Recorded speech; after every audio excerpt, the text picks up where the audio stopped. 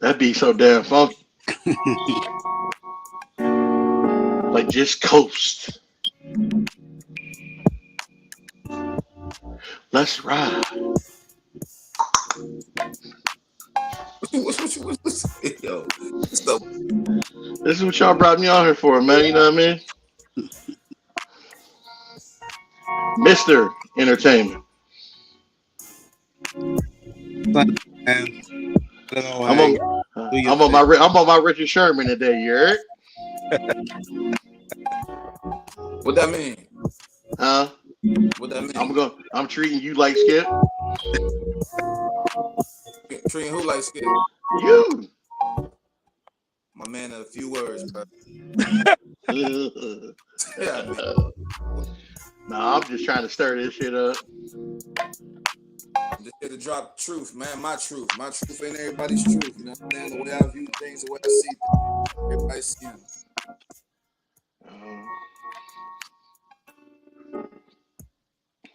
My opinion is my opinion, right? Believe it. But you see that in the back, Raider Nation. I'm live from the kitchen, baking chicken as the plot thickens. You hear me spitting. Y'all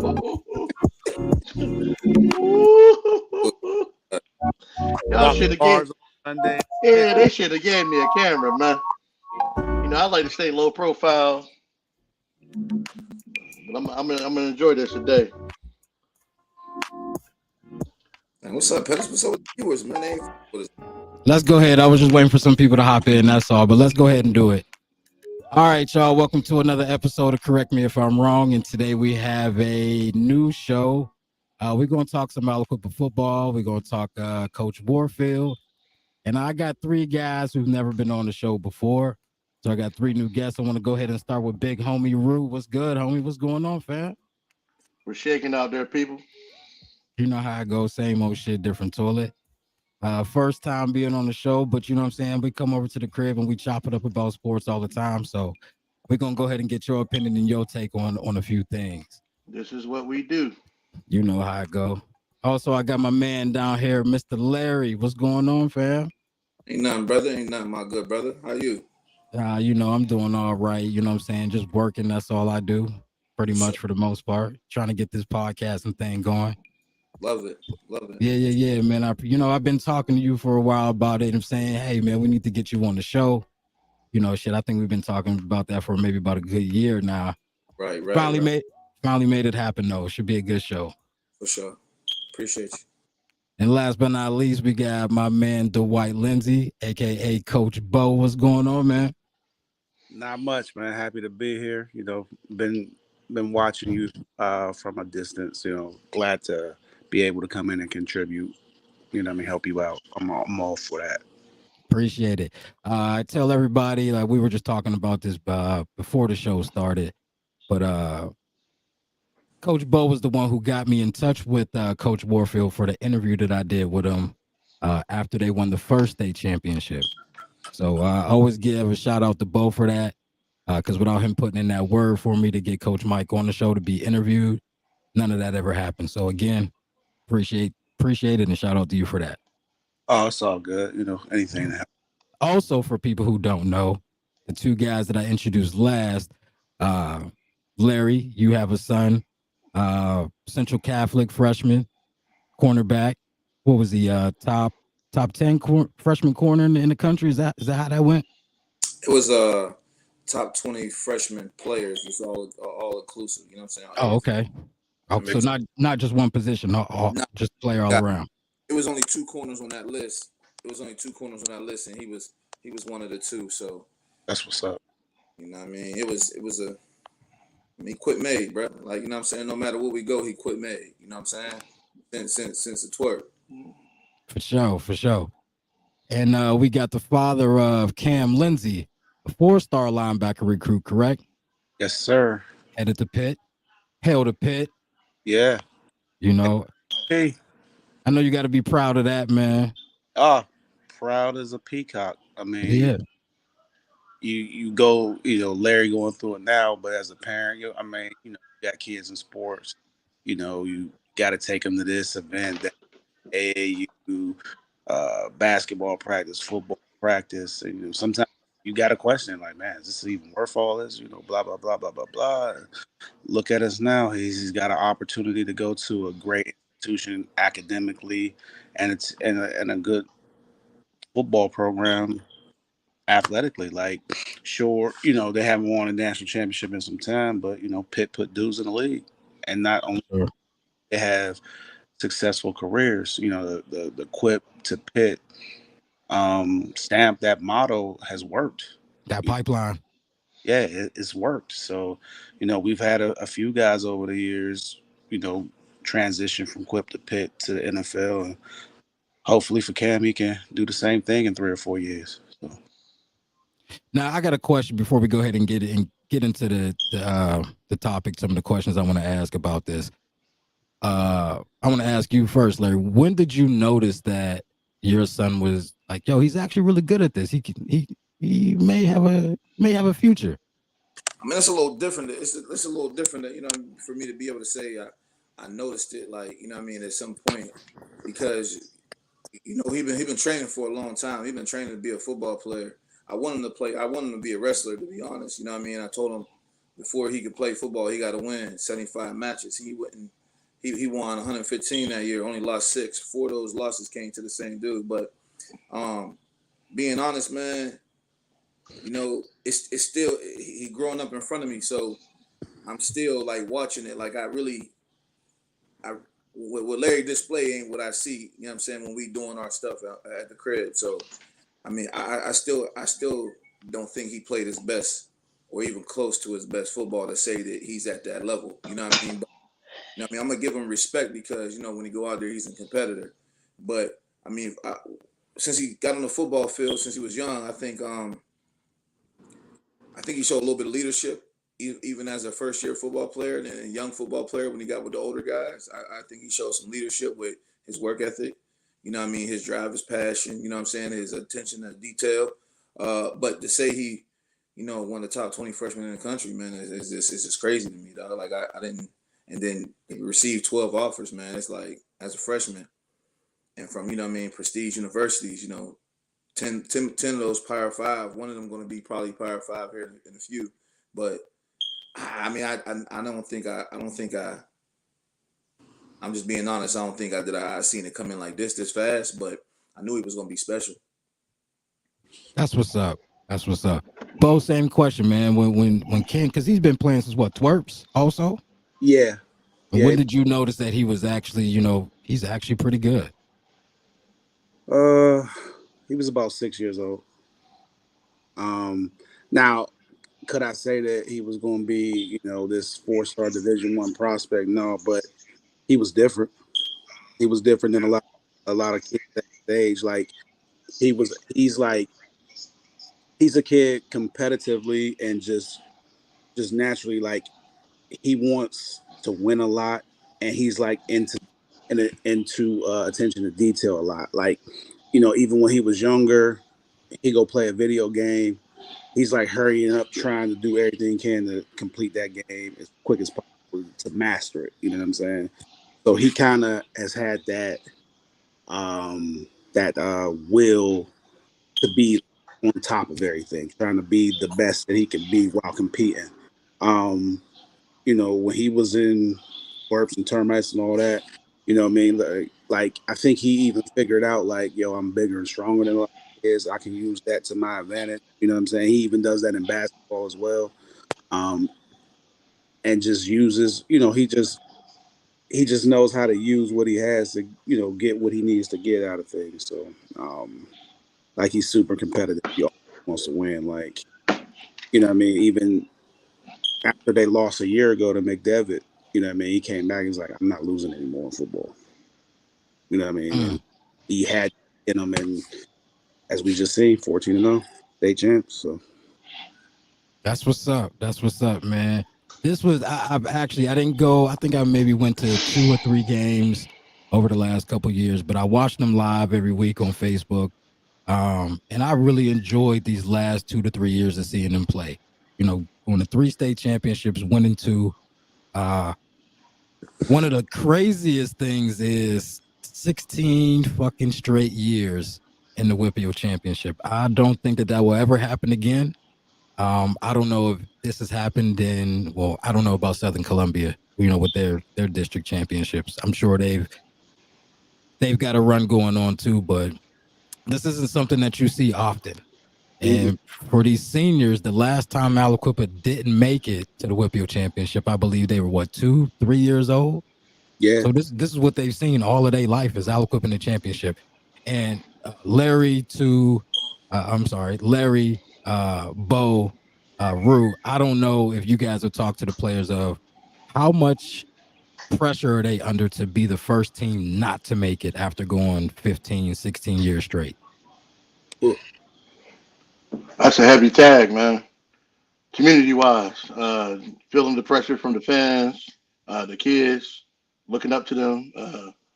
I think it's a heavy tag to carry, but this is what we live for. This is what we built for, and this is what we do, obviously, because we showing up every year, every single year. Yeah, yeah. And I just always wondered that, you know what I mean? Looking at the players and year in and year out, being competitive, being winners from such a young age, from 6 years old all the way to high school. They are expected to be winners, and just how much pressure that is. I don't know how I would be able to. I personally think for the kids though, growing up and looking up to the high school players, these are our NFL players. So that's what motivates each group coming up to do better than yeah. the group Right, before. You know right, what I right, mean? right, right. All right, all right. I So don't, let's go. Go ahead. Go know, ahead. I don't know if it's pressure though. You know what I'm saying? Because it's expected. So anything that's expected is not pressure. So you know what I mean. These guys always rise to the challenge, no matter what classification it is. The boys get it done. Believe that. Yeah, yeah, yeah. So let's go ahead and get into the first topic or the first question.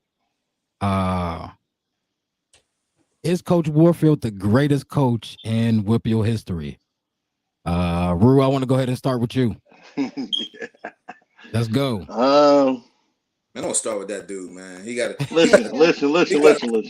He got to come behind somebody because he about to. Nah, because listen, I'm gonna set the standard. I'm gonna say Ain't no. You can't Whitfield, stand it. The standard Whitfield high. wise, just when you're speaking on the Whitfield, yes. I disagree statewide, but that's no knock to him. But Whitfield wise, I think he has set the standard for coming in and uh, accepting the challenge of a team that's already destined to be great and being Nah, able to carry the torch nah. and also exceed uh, the past coach ahead of him. I mean, before him, and set the standard for the kids in the community. What he doing? What Warfield's doing ain't never been done. I And agree with that. I just said statewide. I disagree. hold up. Let me just say this, bro. Let me just say this. What he doing has never been done. And when teams are forced up, you know what I'm saying? You see that they do everything in their power to stay down. And I'm just talking about even just one classification. You know what I'm saying? Quit was already up, but they was already playing 2 classifications ahead. You know what I mean? Then they got bumped up to 4, and then they try to push them to 5. The thing about this, what I'm saying is, you don't know nobody in the WPIAL who's going to take on a task and say, you know what, I'm gonna play three classifications above my classification and still be dominant and still be in the state championship 3 years in a row. I mean, that's something hard to do, my brother. You got to give credit when credit is due. When somebody ain't never did nothing before and they laying down the foundation, they laying down a road to success. I mean, and nobody's done that.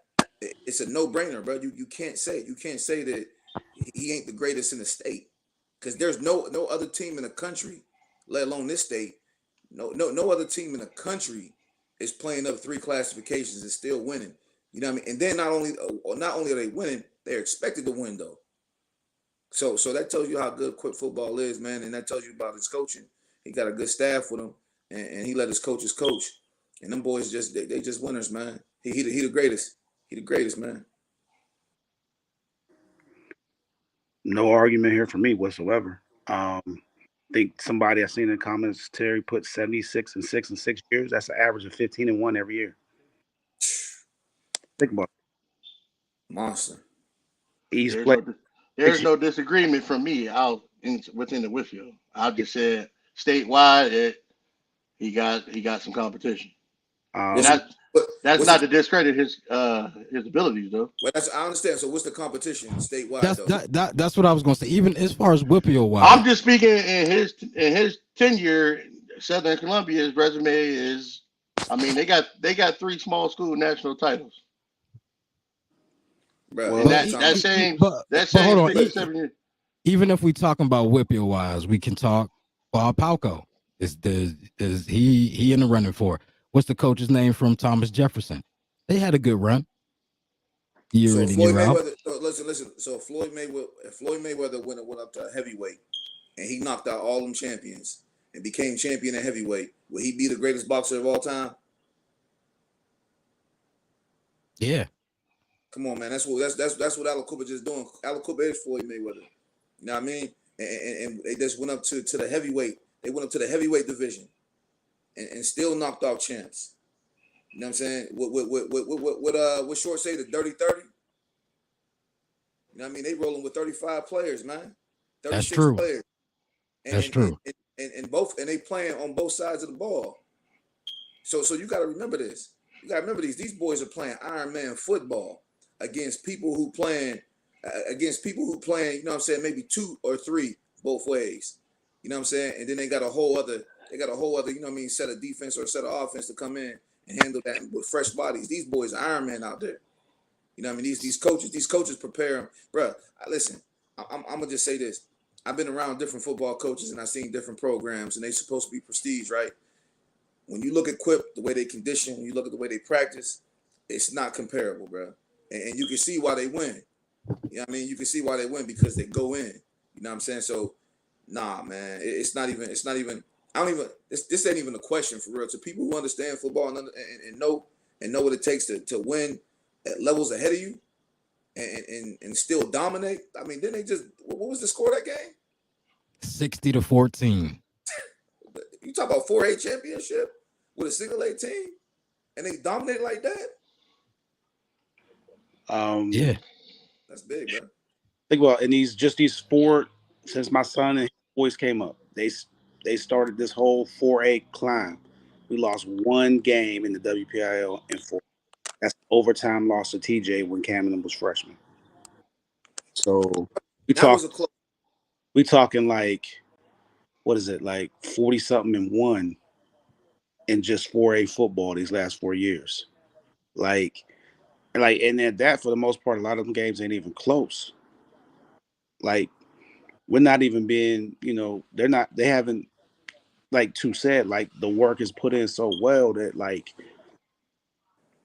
everybody talks about the whole 1A 4A thing, you know what I'm saying? But for them to do it at that level, like think about it. In 4 years, we we we a player two away from maybe winning 3 and 4 years in 4A. You know what I'm Yeah. saying? We lost that game to TJ in overtime. Vaughn scrambles, throws an interception in the back of the end zone. You know what I'm saying? Like if that pass goes where it's supposed to go, then we get a 2 point conversion or win later in overtime. We talking about no losses in 4A in 4 years. Like I think he said it in this documentary. I think Terry just said it somewhere in that chat. Until somebody can play 3 levels above and dominate, there's no comparison in Ain't no WL. bro. You can't It's not even compare that. like I'm not hearing lines. I'm not hearing chirp pack. I'm not hearing a lot of dudes. I'm a fan of all these coaches because I've got to meet some of them over the years. Third, but they haven't taken on the task that Mike Warfield has. You know what I'm Mm, saying? With inadequate things around them. We just played a whole 2022 season with no home games, mm. no practice field, no training table, none of that. And they ain't complain and cry. We ain't do none of that. They When show I interview when I interview and when I destroy people. when I interviewed Coach Warfield, that was one of the things that was said, because he said that in one of his one of his epic speeches. We don't even have a fucking field. And Still he's be able to do what they do. No and track, no field. Still doing their thing. think, So go ahead. think about that though. Like every day, those kids and coaches had to get on a bus or two to drive to practice most of the time. Like once that practice field that's up there next to the school by week 6 or 7, that field is destroyed. They had to, what I'm saying, go to Hopewell, go to different places all over to borrow their field just to have a practice. Go out Blackhawk, go to Ambridge, go to Freedom. You know what I'm saying? Just to use facilities, and then at that, the school might say, yeah, y'all can come, but y'all got to be out of here by 6 o'clock, 7 o'clock. You know what I'm saying? And we didn't miss a beat. We didn't miss a beat.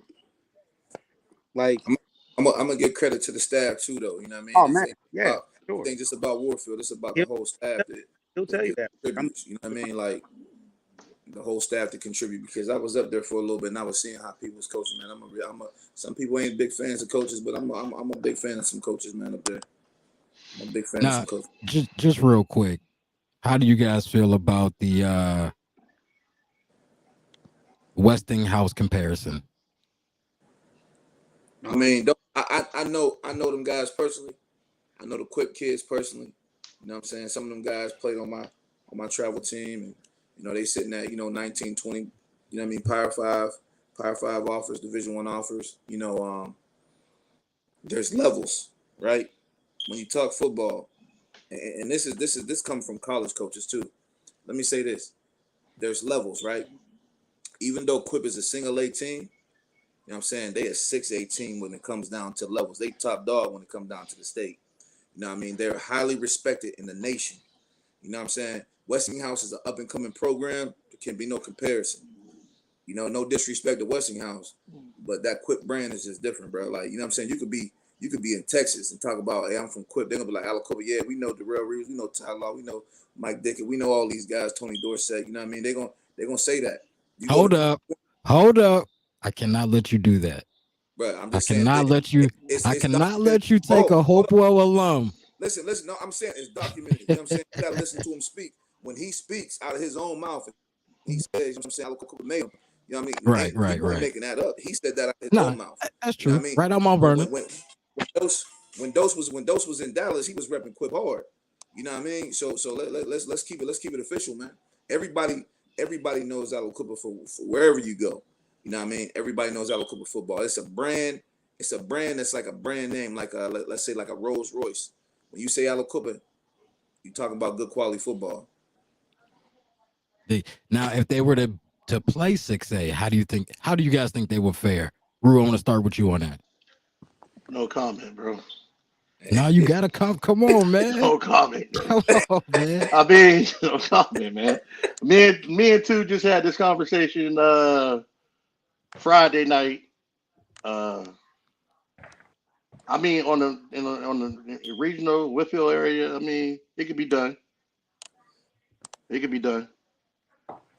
So I mean, I won't get too in detail because I don't want to sound like I'm being a hater, but come on, it could be Skip done. Bayless. You said you was Nah, gonna it be can. Skip. Let's go. Nah, but listen, Let man. Bo speak on that. Go Quip ahead, Bo. Nation. Quip Nation is real. I'm from Quip. I don't want no smoke, so I'm just gonna leave it at that. All right. That's a tall task. Like maybe in just one single game, yeah, you may be able to beat one or two teams in 6A. I don't know, but a whole season is a lot. When you, like I said, when you don't have all the amenities that these other schools have. Like think about it. Like the visiting team don't even have a locker room to go to. They got to stroll back up the hill to go to the school to use their facilities for away game. When we play home and they're the away team, like Mm. like from a competition and just athlete standpoint, we pound for pound as good as anybody. But in a longevity type of thing, it would be like 4A is a tall task. I know it made it look easy, maybe in this last month after that Latrobe game, but it ain't easy to just go out there and win in 4A with the numbers that we have. I mean, our coaches and kids is just super determined, and then they just find a way to get it done. But all in all, like uh, 2021, my man Zaire Clark in the WPIAL championship game played 103 out of 105 plays. Ain't nobody doing that. So yeah, Say that one more time. How many plays? He played 103 out of 105 plays. He played every play except for 2 times we was in short yardage, and he wasn't in on that package. Some Travis Hunter type shit. Played Zaire, offense, kickoff, kick return, punt return.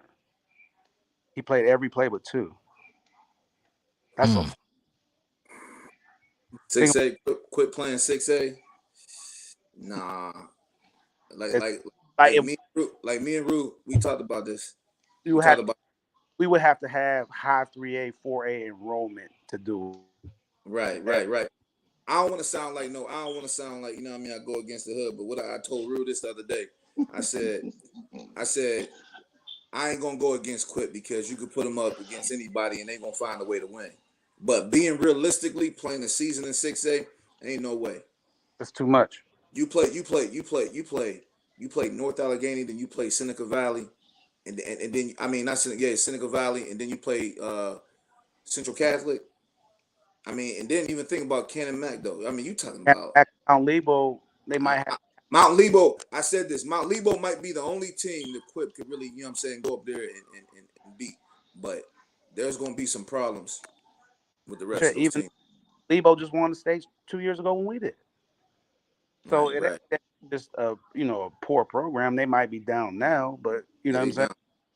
It's just like it's hard. Like it's hard in 4A. Like I I don't want to what I mean make it like we just I mean we're great, but like to play 6A And invincible. on an 8 to 9 week basis, that's a lot to ask. But let's not, you know what I'm saying? Let's not say the Quip can't handle themselves in 6A though.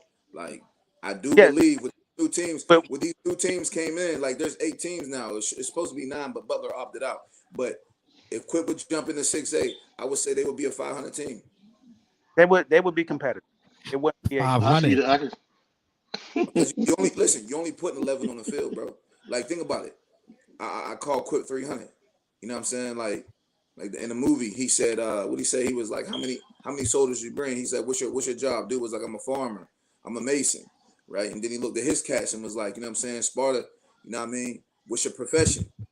And they all chanted together. You know what I mean? They fighters. You know what I mean? When you talk about our football, you talking about, you know what I mean? It might be 35 guys on the roster, but 27, 26 of those guys are pretty good. You know what I'm saying? They pretty good. And if you want to go down to their top 15, top 16, you can put them anywhere and they're gonna start. I mean, you can't go against our program, but it'd be a tall task for them to handle 6A for sure. But at the same time, I mean, when they made that jump to 4A, I heard a lot of people kind of saying the same thing. I don't know if they'd be able to compete week in and week out playing against bigger teams. Teams that don't, players don't play both ways. They got 11 in for, or maybe 8 in on, new players on offense, another 8 in on defense, completely new 11 on special teams. So, you heard that when they jumped up to 4A and they still produced. Not being disrespectful. When you look at 5A and 6A ball, it's completely different from any ball that you're gonna see in a WPIAL. 4A, 3A, 2A, and 1A, it just doesn't look like 5 and 6. The speed of the game is not the same. You know what I mean? Just the linemen are not the same.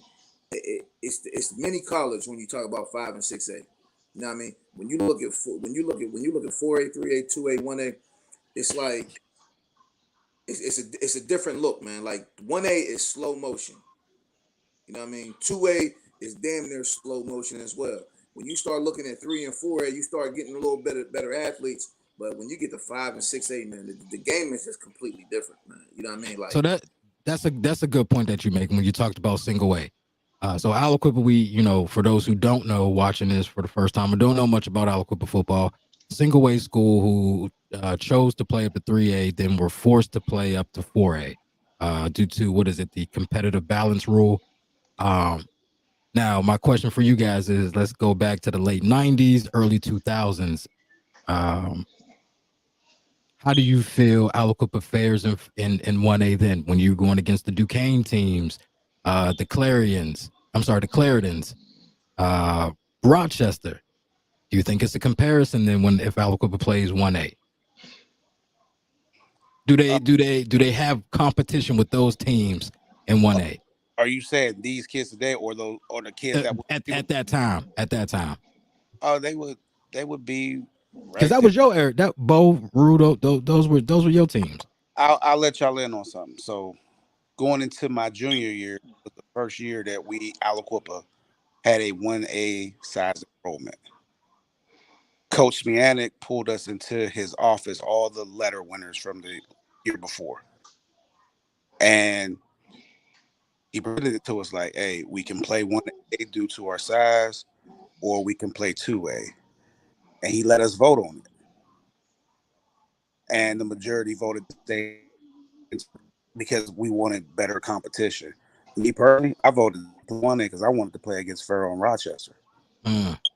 But I got outvoted like big time. I want to say it was like maybe like 12 to 2, something like that. But like, for the most part, everybody wanted to keep playing who we had been playing for most of our lives, which was the BFs, the Center Trojans of the world, Beaver Bobcats. Like, it was good football way then. So we decided to play it. And then I distinctly remember 2 years later when I was a senior about to, graduate, and we had hoop practice, and Smianik was the head football and basketball coach at the time.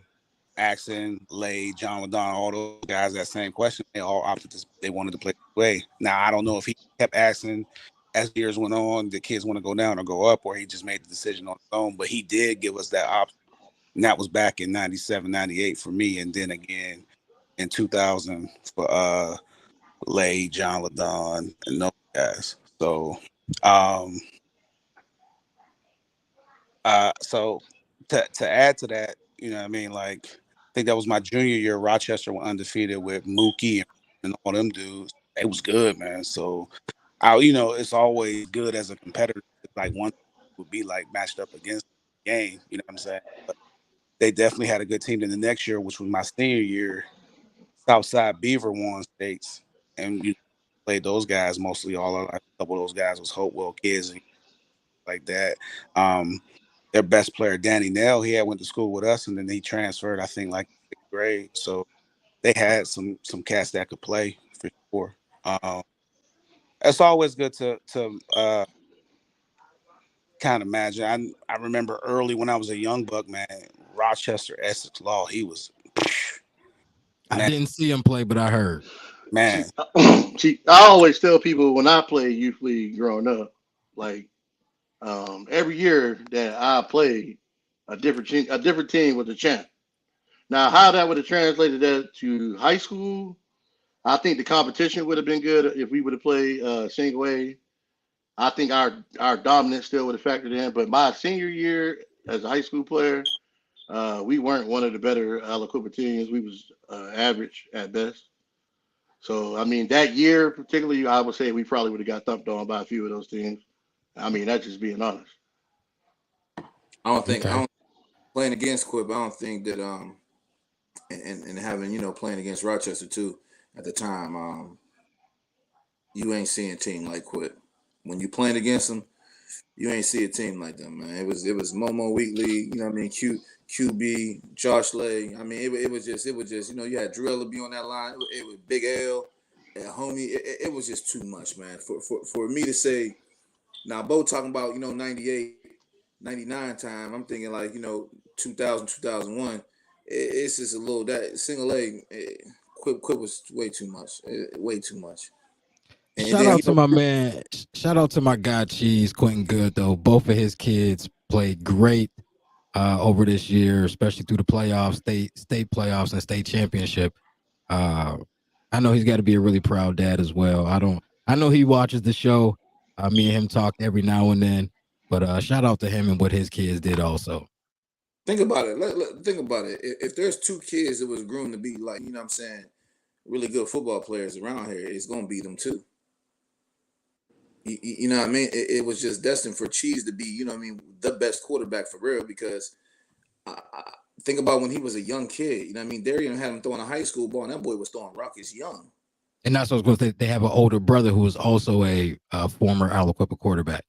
Not only the brother's a quarterback, but Lil got some of the best hands. He might not be the most explosive or the fastest, but his hands is second to none. He impressed me, man, especially in that state game. Very impressed with him. Very. He played. He did what he had to do, man. He did his job. You know? So another question, too. I don't know how much you know insight you'll have on this. I know you didn't play football, but what is the difference between and Rue, Bo, you may be able to answer this question a little better, between the administration under Coach Z to what is transitioned to now?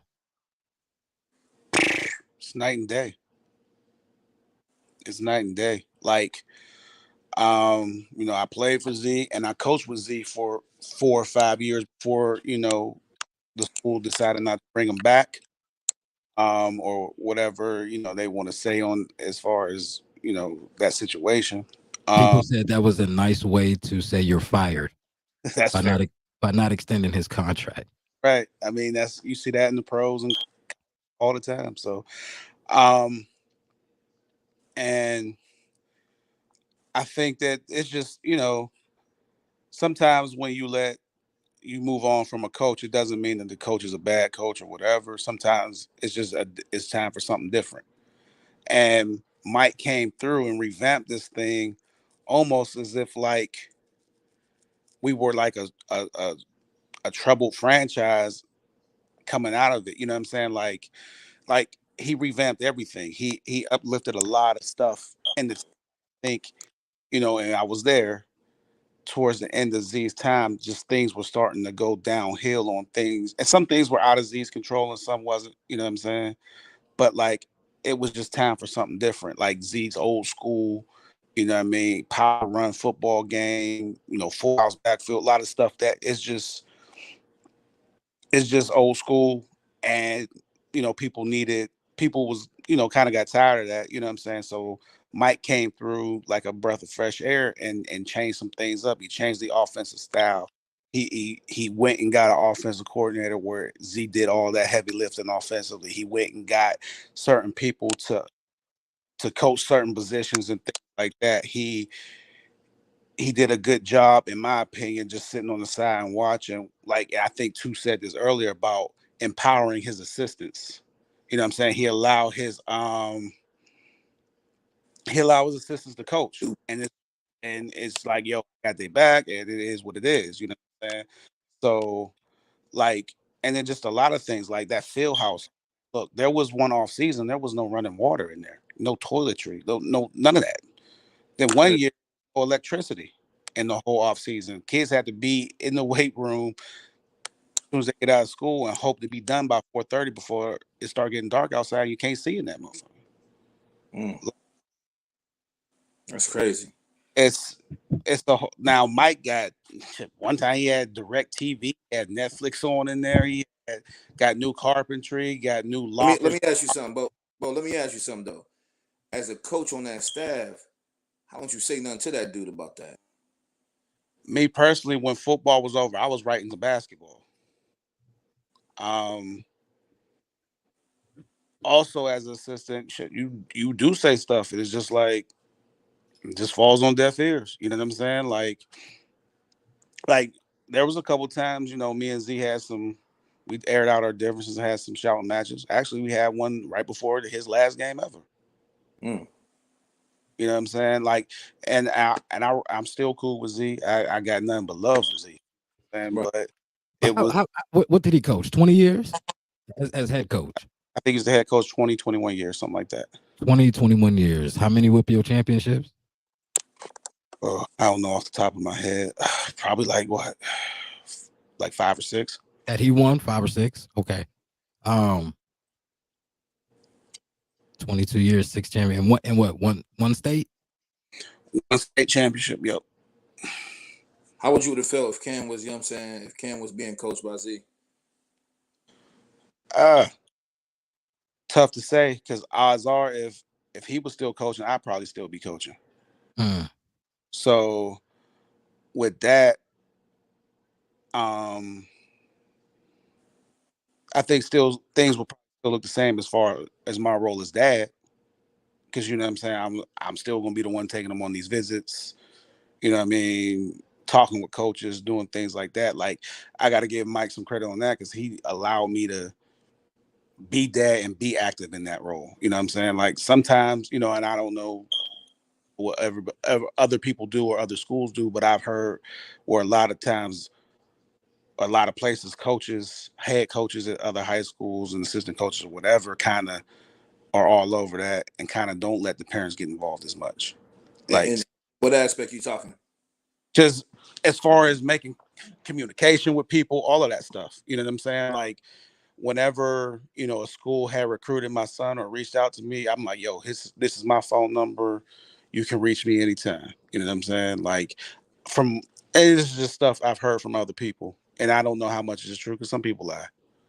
But I've heard that some coaches in other places don't allow parents to get that active into that. And I think that's crazy because that's their kid at the end of the day.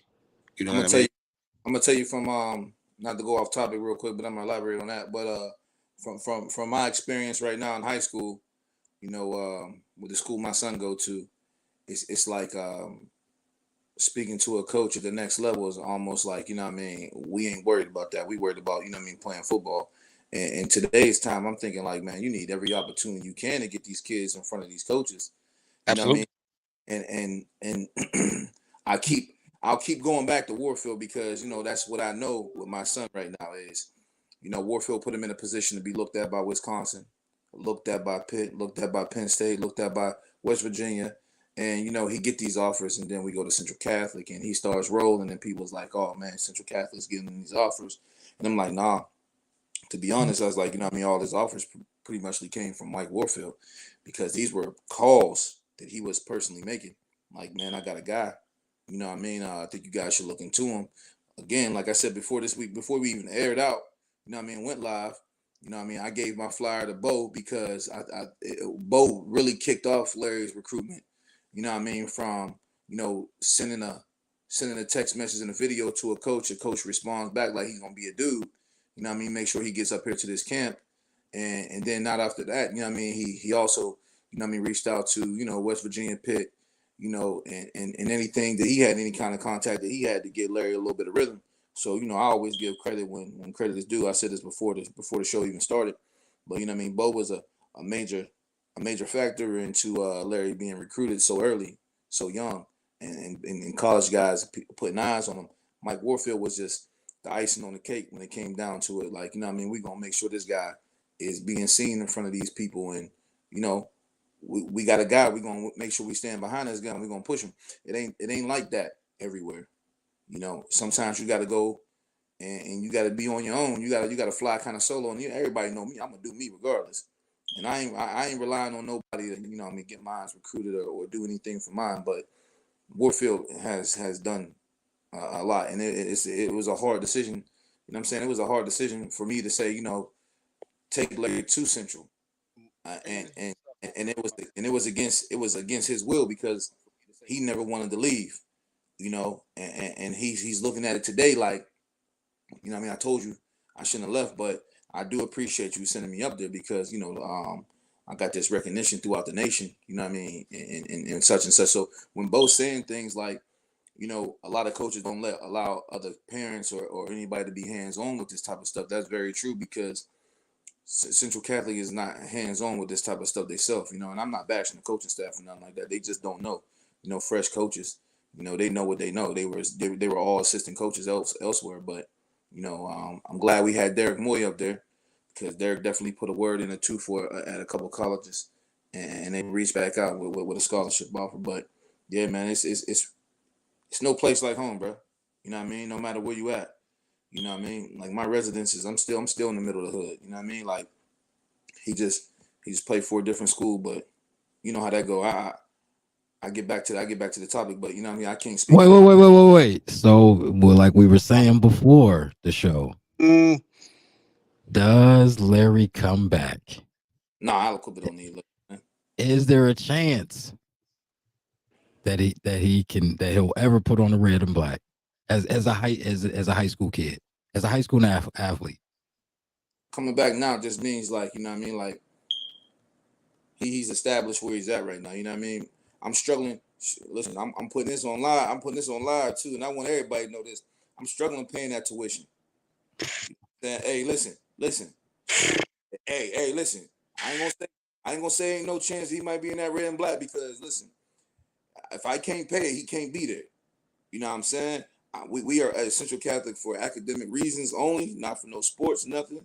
You know what I mean? If we would came back to Aliquippa, it's because I can't afford Central Catholic. You know what I mean? And I'm just being real. That note right there every month, it's not a cheap one. So if we do happen to ever come back to quit, it ain't gonna be because of no football. It's gonna be because I can't afford that tuition no more.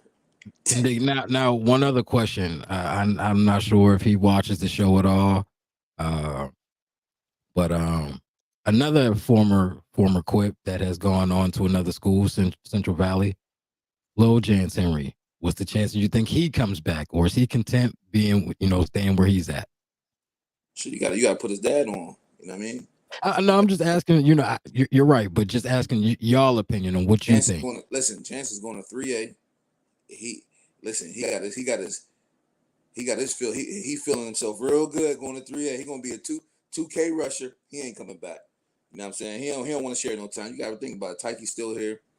He good where he at. Like, you know what I mean? He a dog, man. You know what I'm saying? If he do decide to come back home, you know what I mean? It's gonna probably be for a different reason. But But if he does come back, he'll be back for his junior and senior year, correct? nah, because then, you know what I mean, now we talking about him sitting out being ineligible because, you know, it's not a freshman time. Jance is good where he's at, man. Okay. He's got it made. He's a made man. Bro, what you think about that? You're close. This is your second cousin. We can't hear him. Is his mic muted? We can't hear you, bro. I don't know what you got going on. He ain't coming back. Nah, I still can't hear you. I don't know what you did.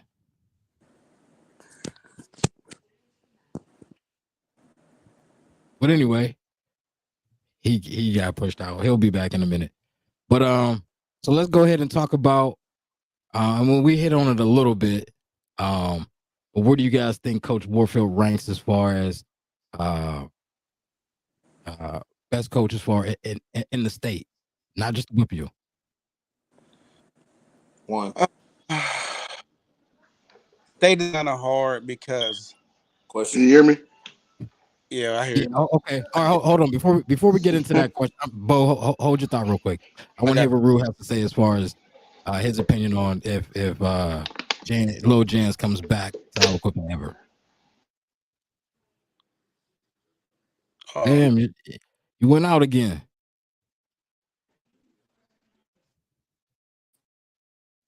I'm gonna kick you out. Come back in.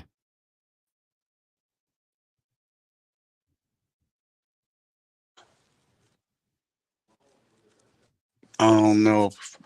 I don't know if Okay, he go. go ahead, Bo. I don't know if he's coming back. I mean, I think two hit on some important points on that. Like, just he did pretty good as a freshman CV. You know what I mean? So Yeah. you know what I mean. Be interesting to see how it all works out. But as a fan and equip guy, you know what I mean. I'd love for all of them to be here. I wish they never had left. But we'll have to see.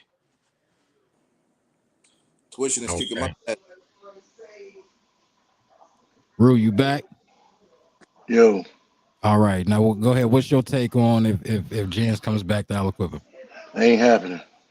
Not happening. No No. chance, huh? I mean, I would like to see him come back as because, but nah, he settled in, man. He started his story. He gonna finish his story. Nope. No, wow. Okay. All right. So, but CV is moving down to 3A though, correct? That is true. They're set up to win for these next 2 years there for sure. But Um, they got some nice pieces there. They were kind of when you really look at some of the other teams around there, they were kind of on the young side. And then, you know, just calling spade a spade, I think 4A is a little more competitive than 3A. Um, but it won't be just show up and just win easy. They let go of that, so they're going to be looking for a better coach and a new staff. So and they still got numbers. They got a couple kids that are D1 players. They got a kid that's going to Penn State. Um, so they'll have some pieces. Avonworth has been pretty solid. Is Bell Vernon going up to 4? I yeah, I think think Bell Vernon's going up. yeah, they came before, Listen, yeah. 3A butt naked. 3A butt naked is the weakest classification that you can play in right now. I would like Three back. A, 3A is the weakest. I Yeah, mean, so it's just listen, Avonworth right now. let's think about this. Not even Avonworth. All those guys are gone. They were senior heavy. Yeah, Listen, I was about to say I thought Avonworth was kind of senior heavy, and they only like so this is few a prime example. This 4A. is a prime example of Central Valley could stay in 4A, and they chose to go back down to 3A Why? to get away from the monster. Um, sure, any That's school, any no school disrespect. That's no disrespect. never. You should never want to. You should never play. Like if you haven't, you know what I'm saying. If you haven't learned from Alaquippa's situation, you know what I'm saying. Because like, all right, let's say for example, like 2 years ago, Bell Vernon said, you know what, we're gonna play 4A. Let's just say they were successful and won, and then had to go to 5A next year. They would be way outclassed. You know what I'm saying? Like there's no benefit in playing up now. You know what I'm saying? Like, and that's why even in the whole Alaquippa's non 5A fight, all we was saying was take us from enrollment. Our enrollment was saying we're a 1A school because we only had 112 kids, or 100 Total. boys, and all right, give us a go up a level because of our success. And then when we had the transfers in 2021, then put it at 3A because that's where we should be due to low numbers. Like we should not be playing quote unquote big school football 4A, 5A because of just due to our success. So my question to that is, do you think Aliquippa regrets moving up to 3A to Uh, be to ultimately end up being forced to play 4A? Do you think they looking back to like, yeah, we should have stayed 2A, so then they move us up from there? I think it's catch 22. Like we've had the success, so it's hard to say that they regret it, but it Right. a toll on people. Like I told you before, like Stair played 100 something, 103 out of 105 plays or some crazy mess like that. Like, and then just having a kid play 4A football. There's days when our kids is beat up because they had a dog fight with West Allegheny the night before. You know what I'm saying? Or a tough game against a really good team, or whatever it is. Like I mean, you would still have soreness and stuff like that, but it would be the same if we were probably playing on the level that we should, as far as everything in total. But again, it just sounds crazy, maybe from somebody on the outside looking in, because of the success that we've had the 4 years that we've been in for. It's kind of hard to say, you shouldn't be in for it when you kind of dominated it. You know what I'm saying? Like, but I don't that's think just I looking in. don't think I don't think Quip should move. I don't think Quip should move down for real. I think 4A, you know what I mean, is where they should stay. Yeah, I mean, due to the rules, I know we'll be playing 4A next 2 years again, and they'll So be there. so when will they have the option to say, all right, we want to move down? We would have to have under 3 transfers, but then I've been told that they're throwing out the transfer element of the sport Yeah, I read that. Now, speaking of the transfers, all of us are in that WPIAL edition group, correct? for the most Uh, part.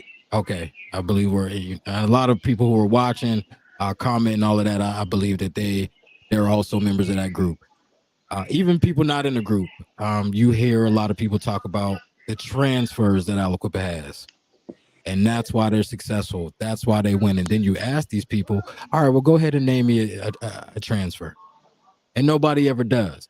So to your guys' knowledge, what do they classify as a transfer? A kid from a different high school that comes after the start of ninth grade. That's what's considered a transfer. Now, in this current cycle that we just had, and it has to be from, I guess, from another state school. So Hold on real quick. Somebody got a TV playing in the background? got to be real. No. I ain't got. I'm in the kitchen, bro. All right. But go ahead.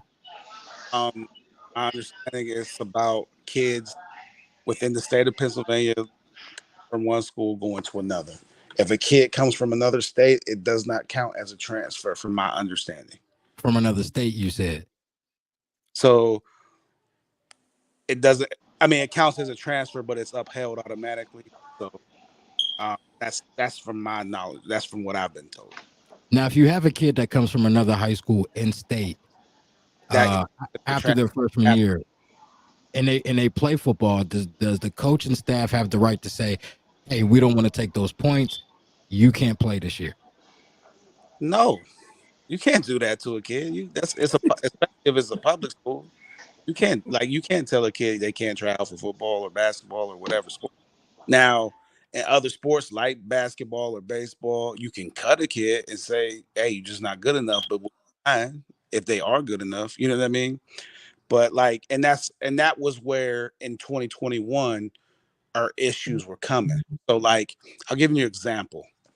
Your alma mater, Hopewell, kicked 3 kids out of their school saying that they live in what's considered Aliquippa territory and no longer Hopewell territory.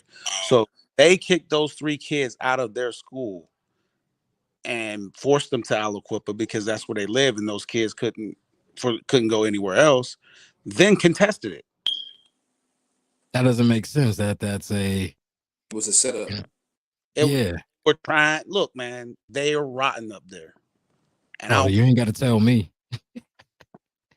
You ain't got to tell me, brother. Setup.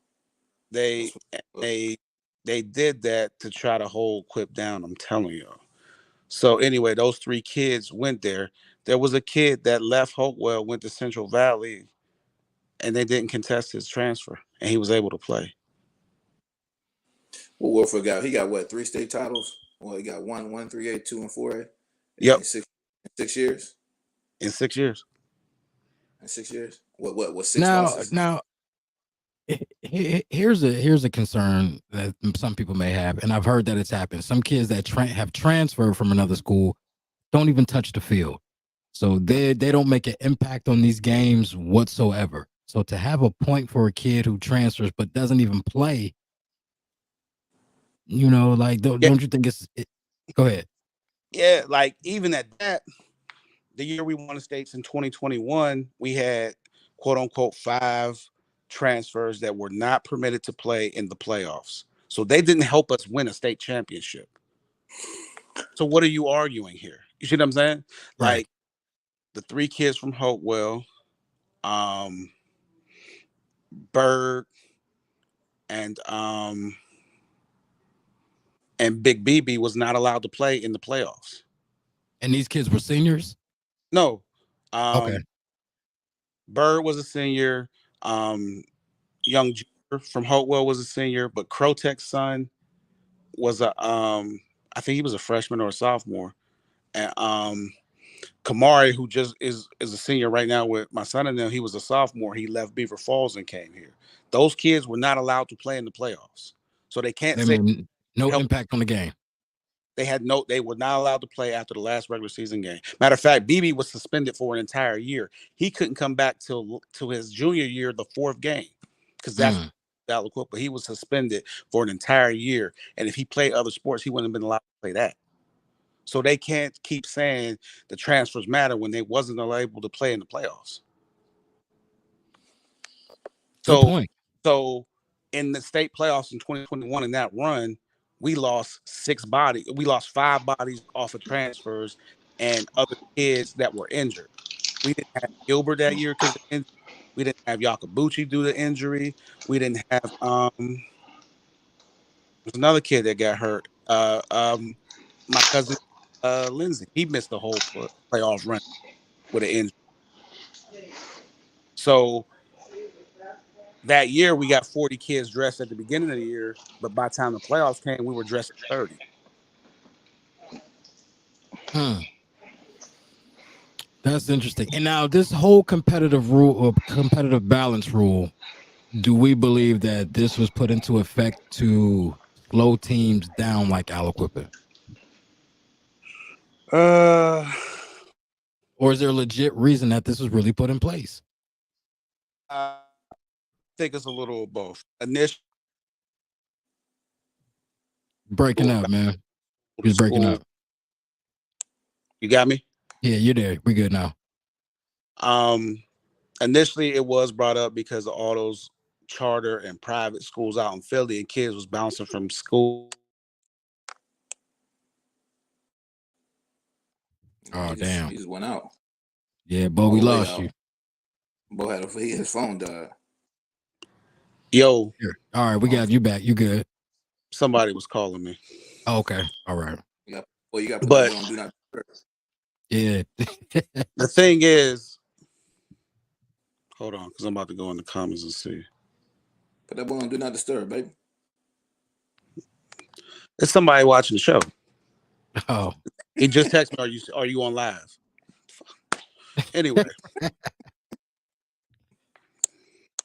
The rules was naturally put in because there was kids over on the other side of the state jumping from school to school to school. Like one of the stories is number 11 for the Cowboys, Michael Parsons. He was at a school out that way. He went to Harrisburg. Trash. Then he flipped over to Harrisburg right before the playoffs started. They won a state championship. That I didn't know. Beat West Allegheny that year. They lost their crib, so you know what I mean. They got a documentary about that. Yeah. He lost his, what did he go, Central Dolphin or some shit? Yeah. Where, and then he flipped it, but the media. Racial shit though. Yeah, wait. I'm getting there. There's people who don't believe that side of the story. Like, okay. I just think it's too much for somebody to make up. You know what I'm saying? When you could just simply say, "Oh, I'm just going to Harrisburg." It just is what it is. You know what I'm saying? But there's a lot of people with sour grapes all these years later still because, you know, he was that dude. You know what I'm saying? And he, you know what I mean? Like imagine if, you know what I'm saying, let's say Little Jans play most of the year at Central Valley, but they struggling that year, and he just pop up in the last 2 weeks of the regular season and go to Quip. You don't think they would be, you know, pissy out there at CV? Heck yeah. You know what I'm saying? And that's kind of, you know, what the situation was, but his family did right. Like especially like that racial stuff in there, like you gotta get your kid out of there if that's going on. Also in girls hoops, I don't know if y'all familiar with Newman Goretti. They're one of the best boy powerhouses, but they got a really good girls program too. They got a girl who was averaging 30 a game in Virginia. She was living in Virginia, and then toward the end of her regular season, she moved up to Philly, up there to Newman Goretti, where her dad was living. Got the district ruled her eligible for the playoffs. They run the table. You know what I'm saying? I thought she won a state title down in Virginia, and then came up here and won that one in the same year. She won the state championship the year before. Okay. And then like that, the school that she was at, they wasn't good that year, so she left toward the end of that regular season. Got in up there before the season ended. They ruled her eligible to play, and you know, I mean, a team that was nationally ranked adding a 30-point score. Like, you know what I'm saying? So there was cases that validate them trying to come up with some type of way to slow down transfers, but sometimes it really don't matter. Like some people don't care. Like, all right, hey, you might have to miss the playoffs or you might miss some games or whatever. If they feel like their kid's going from a bad situation to a great one, they're gonna still do it. But I think that applies for some schools only though. Yeah, I agree. All schools because not to be talk about no kid or nothing, but Central Valley had a kid. Well, this is probably his fourth school, and he was eligible. You know what I mean? Like he was eligible. This is probably his fourth school. I think he played 4 schools in 4 years. I think he was Right. at different Again, schools. if they can get a better football situation or basketball, whatever sport it is, they gonna do it regardless and just take the consequences as they may. You know what I'm saying? Like, and then at that, it's all about if your school wants to pursue that situation. You know what I'm saying? Like, if a kid doesn't want to be at, your school or can't be there if they move, whatever it is, I think it's wild that some schools even contest it. You know what I'm saying? Like, I think you have to really do your due diligence in these situations. And either they're going to have to come up with some type of rule where it's either everybody can play no matter what or nobody can play. Like, you know what I'm saying? Like, it's too up and down. Because, Right. like, at this point, like, I'll give you an example. Let's say in the off season, Cam moves back in with his mom over in Sewickley, and mom doesn't want him to go to Quaker Valley, and we send him to Central Catholic. If Warfield don't appeal it or the school don't contest it, it can go to Central Catholic, no questions, no issues, no nothing. But let's say the role was flipped. Say if he was at Central Catholic and then I can't afford the tuition, you know what I'm saying, or something like that, and brought him back to Quip, they could contest it. Like, depending on how they feel, they could contest it, and then he may not be eligible for a set of games or the playoffs or something like that. There's no consistency. I think the rule. I think the rule is a decent rule, but I think it should apply to every team. I Yeah, don't think like, it should apply to certain teams. like you shouldn't, like when kids want to go to other, or families, kids go to other schools. Like you said, it seems like it only matters in certain places. Right. Now, Like, is this more so just basketball and football is geared toward those sports, or is this all across all WPIAL sports or PIA sports? well, they just now added other sports, but it was just football and basketball. I seen a And who kid. I seen usually a kid. and that's the thing, who usually dominates those sports? Yeah, like if you want me to call a spade, this is There just you go. it's systematic racism. Yes, agreed, 100%. I seen a kid. I seen a kid go from 8th grade to 9th grade and be held accountable, and it was wrestling. White kid. Yeah. So So like, it's all yeah, they just put it it's all in. Go ahead. it's all on whose buttons you pressing. There's some Yeah. dudes out there because that's a natural enrollment from 8th grade to 9th grade. But still, this dude left Freedom and he went to Seneca Valley to wrestle, and they deemed him ineligible for the whole year. He could play football, but he couldn't He wrestle. couldn't wrestle. He couldn't Now wrestle.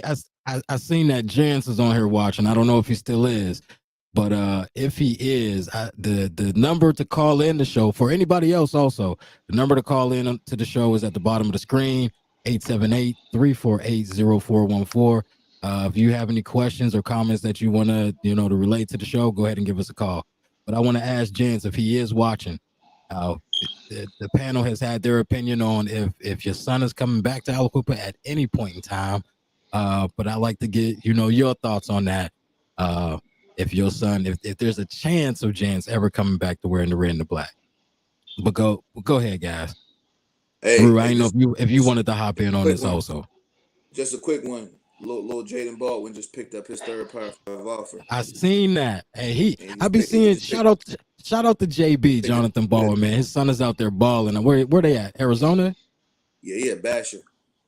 Yeah. I be seeing the videos, man. I'm like, he about to be a problem. He looks just like his dad when his dad was that age, man. It's like looking in the mirror, man. Like it's crazy. The physical side of it and his, just his ultra genetics, all of it. Like, it's crazy. Yeah. I mean, in my opinion, because these kids have so much more at their fingertips than our generation did. As far as junior high, high school, all of that type of shit. And in my opinion, it's greater. JB, in my opinion, and I have this conversation with people all the time. Everybody has their idea or their opinion on who the best athlete in Aliquippa history is. I put JB up there. Simply, body size, can run, can jump out the gym. In my opinion, it's hard for me not to say. Now, it's the difference between being the best player, to me, in my opinion, and being the best athlete. And in JB was my an opinion, athlete. I mean, he I did it. agree. He did I agree with that. in 3 different sports though. He did it in football, basketball, and track. I mean, I don't think there's something that he wouldn't have been good at. I think if he would have played baseball, he would have been good at that also. Well, he's run the one of 40. the he's one of the few kids. He's one of the few kids that had D1 offers in both football and basketball around here. Right. Like I remember, um, they were playing a playoff game one of those years up at the Palumbo Center, sitting right by Tom Crean, who was the coach at the time at Marquette. And you know, Herb was a bigger basketball recruit, but he was like in awe of he was in love. And this is the same dude who recruited Dwayne Wade. Right. Yeah, so that's my opinion on that. But to say that, from what I see from his son Jaden, I think, you know, when it's all said and done, Jaden is a better football player than his dad. My opinion. I mean, Again, you got remember he got the JB did this with his mom and his dad do penitentiary. Like he got the guidance of his dad who's been in the league and all this stuff, and he got the resources, all that stuff. He's gonna be way better than his dad, and that's what his dad wanted him to do. Yeah. Agree. I mean, we all strive for our kids to be, you know, better than us and whatever it is that they're doing. So I agree with that. I agree. But I want to go back into because I don't know if we really got into, you know, too far in depth in Coach Warfield, where he ranks as a coach in the state. You guys rank him too. I think you were saying still number 1 best coach in the state. I'm gonna put him 1. I'm gonna put him 1 until somebody plays up 3 classifications and win multiple state titles. He got to be on. He's on a platform. He's on a stage of his own. If nobody can stand next to him on this stage and say that we played up multiple classifications and he's standing alone, then that puts him at 1. You know what I mean? And I ain't hating on nobody else. And there's other coaches out there, but Warfield's 1. There is another coach out there who's playing up 2 classifications now, and that's Leroy. Hold on, y'all. Real quick, I think we got somebody calling in. Let's see how this go. All right. Yo, can you hear us? Yeah, I can hear you. All right, can y'all hear him? Yeah, I heard a voice. Mm-hmm. All right, go ahead. Who we talking to? Former Alabama football player, Zay Banger. I'm here to set out the truth about the great Warfield, yo. All right, Zay, go ahead. Talk to us. This, for people who don't know, this is cuz Zay Banger, Xavier Henry. What's going on, fam? Also known as Hamler. Relax. And I just peeped the show. I'm like, oh, man. Got to say something about this dude. He's a legend. All right, go ahead, man. Talk to us. I'm going to put it this way. He got a guy coaching, roughly 6 years as a head coach with Quip. And when you hitting these state levels like this, you got back-to-back championships, you going to the WPIAL every year. He the best. This ain't no, it happened before, I can see it this was part of, no, he's winning. He getting rings. These kids is going to college. The figure to the community. He is absolutely the best in this state. We just got to give him his flowers now. You know, on another level. I respect him. You know, I've seen him as a coach before being a head coach. He just needed the opportunity to do it. Athletes is always an outcome. They always will be there. But he is coaching record breakers. Running back will have the most yards ever in Quip history. The quarterback he coaches got a record. That's unheard of on one team. And they champions as a team, not just they have stats. They got all they need. That dude is he at where he deserves every flyer he needs. Banger, do you wish you could have played for him? Even though you have a state championship, you got a ring. Do you wish that you would have played for Warfield? Yeah, without a doubt. And I will say it for the record, this is the best team that won. They undefeated. Ain't no arguing that. They're undefeated champions. They're the best. Ain't nobody gonna tell me. I'm going to get into that later on in the show, Banger, to see is this the best Aliquippa team in history? Yes, you got to get these kids their flowers, because when we did it, we considered the best. The next team do it, they go consider the best. They can say we undefeated. We got multiple championships. You're not about to take this away from these kids that won and earned what everybody else earned. Undefeated playing. No, they the best. You don't like it, then you just go be mad. Say that again, Bo. Undefeated what? Despite being underclassed or playing 3 levels above where they should be. Like that whole element can't be ignored. I know people are, saying it's be beating a dead horse. So what? It's just what it is. Like you gotta do the math. I'm sorry. Thanks for the call, Banger. Call us back later on. No doubt, yo, peace. Yeah. Like Aliquippa only had like 6 or 7 more kids than what Fort Cherry got in school. You know what I'm saying? And like a little bit more than that, then I think Southside Beaver, who was in the WPIAL single A championship. So when you compare them number-wise to peers, there's no comparison. Like I don't think any of those schools in single A say Aliquippa isn't there, and you put Fort Cherry in that section. They don't beat Central Valley. They don't beat West Allegheny. They don't beat Montour. They don't beat none of those teams. They don't beat Sharp Valley. You know what I'm saying? Like, and no disrespect to none of those guys, but like, it's just different. Like Tu said, until somebody can win now multiple championships, 3 classes above where they should be, there's no comparison. There's none. There's no comparison. This dude in the last 3 seasons playing for a football has played 3 straight state championships, winning 2, losing 1. And I mean, after the fact, it's 41-18. I still think it's a little different if Braylon Wilcox played last year. Oh man, it's a big difference. I made a post about I agree with that. I think we had the pieces center, correct? last year. For people who don't know that's the center. Yeah, right. Like we had the pieces last year that sure we was having issue stopping them, but we got the offense that can match the score though. It might come down to who got the ball last and can make that last big play.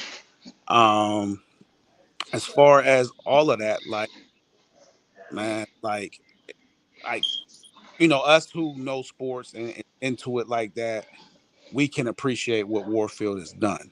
You know what I'm saying? People on the outside just know, hey, Aliquippa's always been winning, so it don't matter. It does matter. Like nobody's being asked to do what they're doing. Like, you know what I'm saying? Like until somebody does it at that level. And then at that, Mike has won it 3 different ways. When he won a championship in 2018, they was a pass happy team. Our best athletes was MJ and Will. And he had to throw the ball more to get them in the ball in space and let them be great. Like, man, not to cut you off, Bo. Not to cut you off, because a thought just popped in my mind. Until another coach endures the things that he endures throughout the season, kids off the field, like the off the field issues, right? Yeah. Like that's why you could talk about Westinghouse or something like that, because Donta he has a lot that he has to deal with off the field and he still win. But Warfield has a lot that he has to deal with off the field as well as on the field. And not only is he really changing lives on the football field, but he really, really, like in real life, changing lives, bro. So he ain't just a winner on the football field. He's a winner off the football field, too. Let's keep that in mind. You know what I mean? And none of these other coaches got to deal with that type of stuff.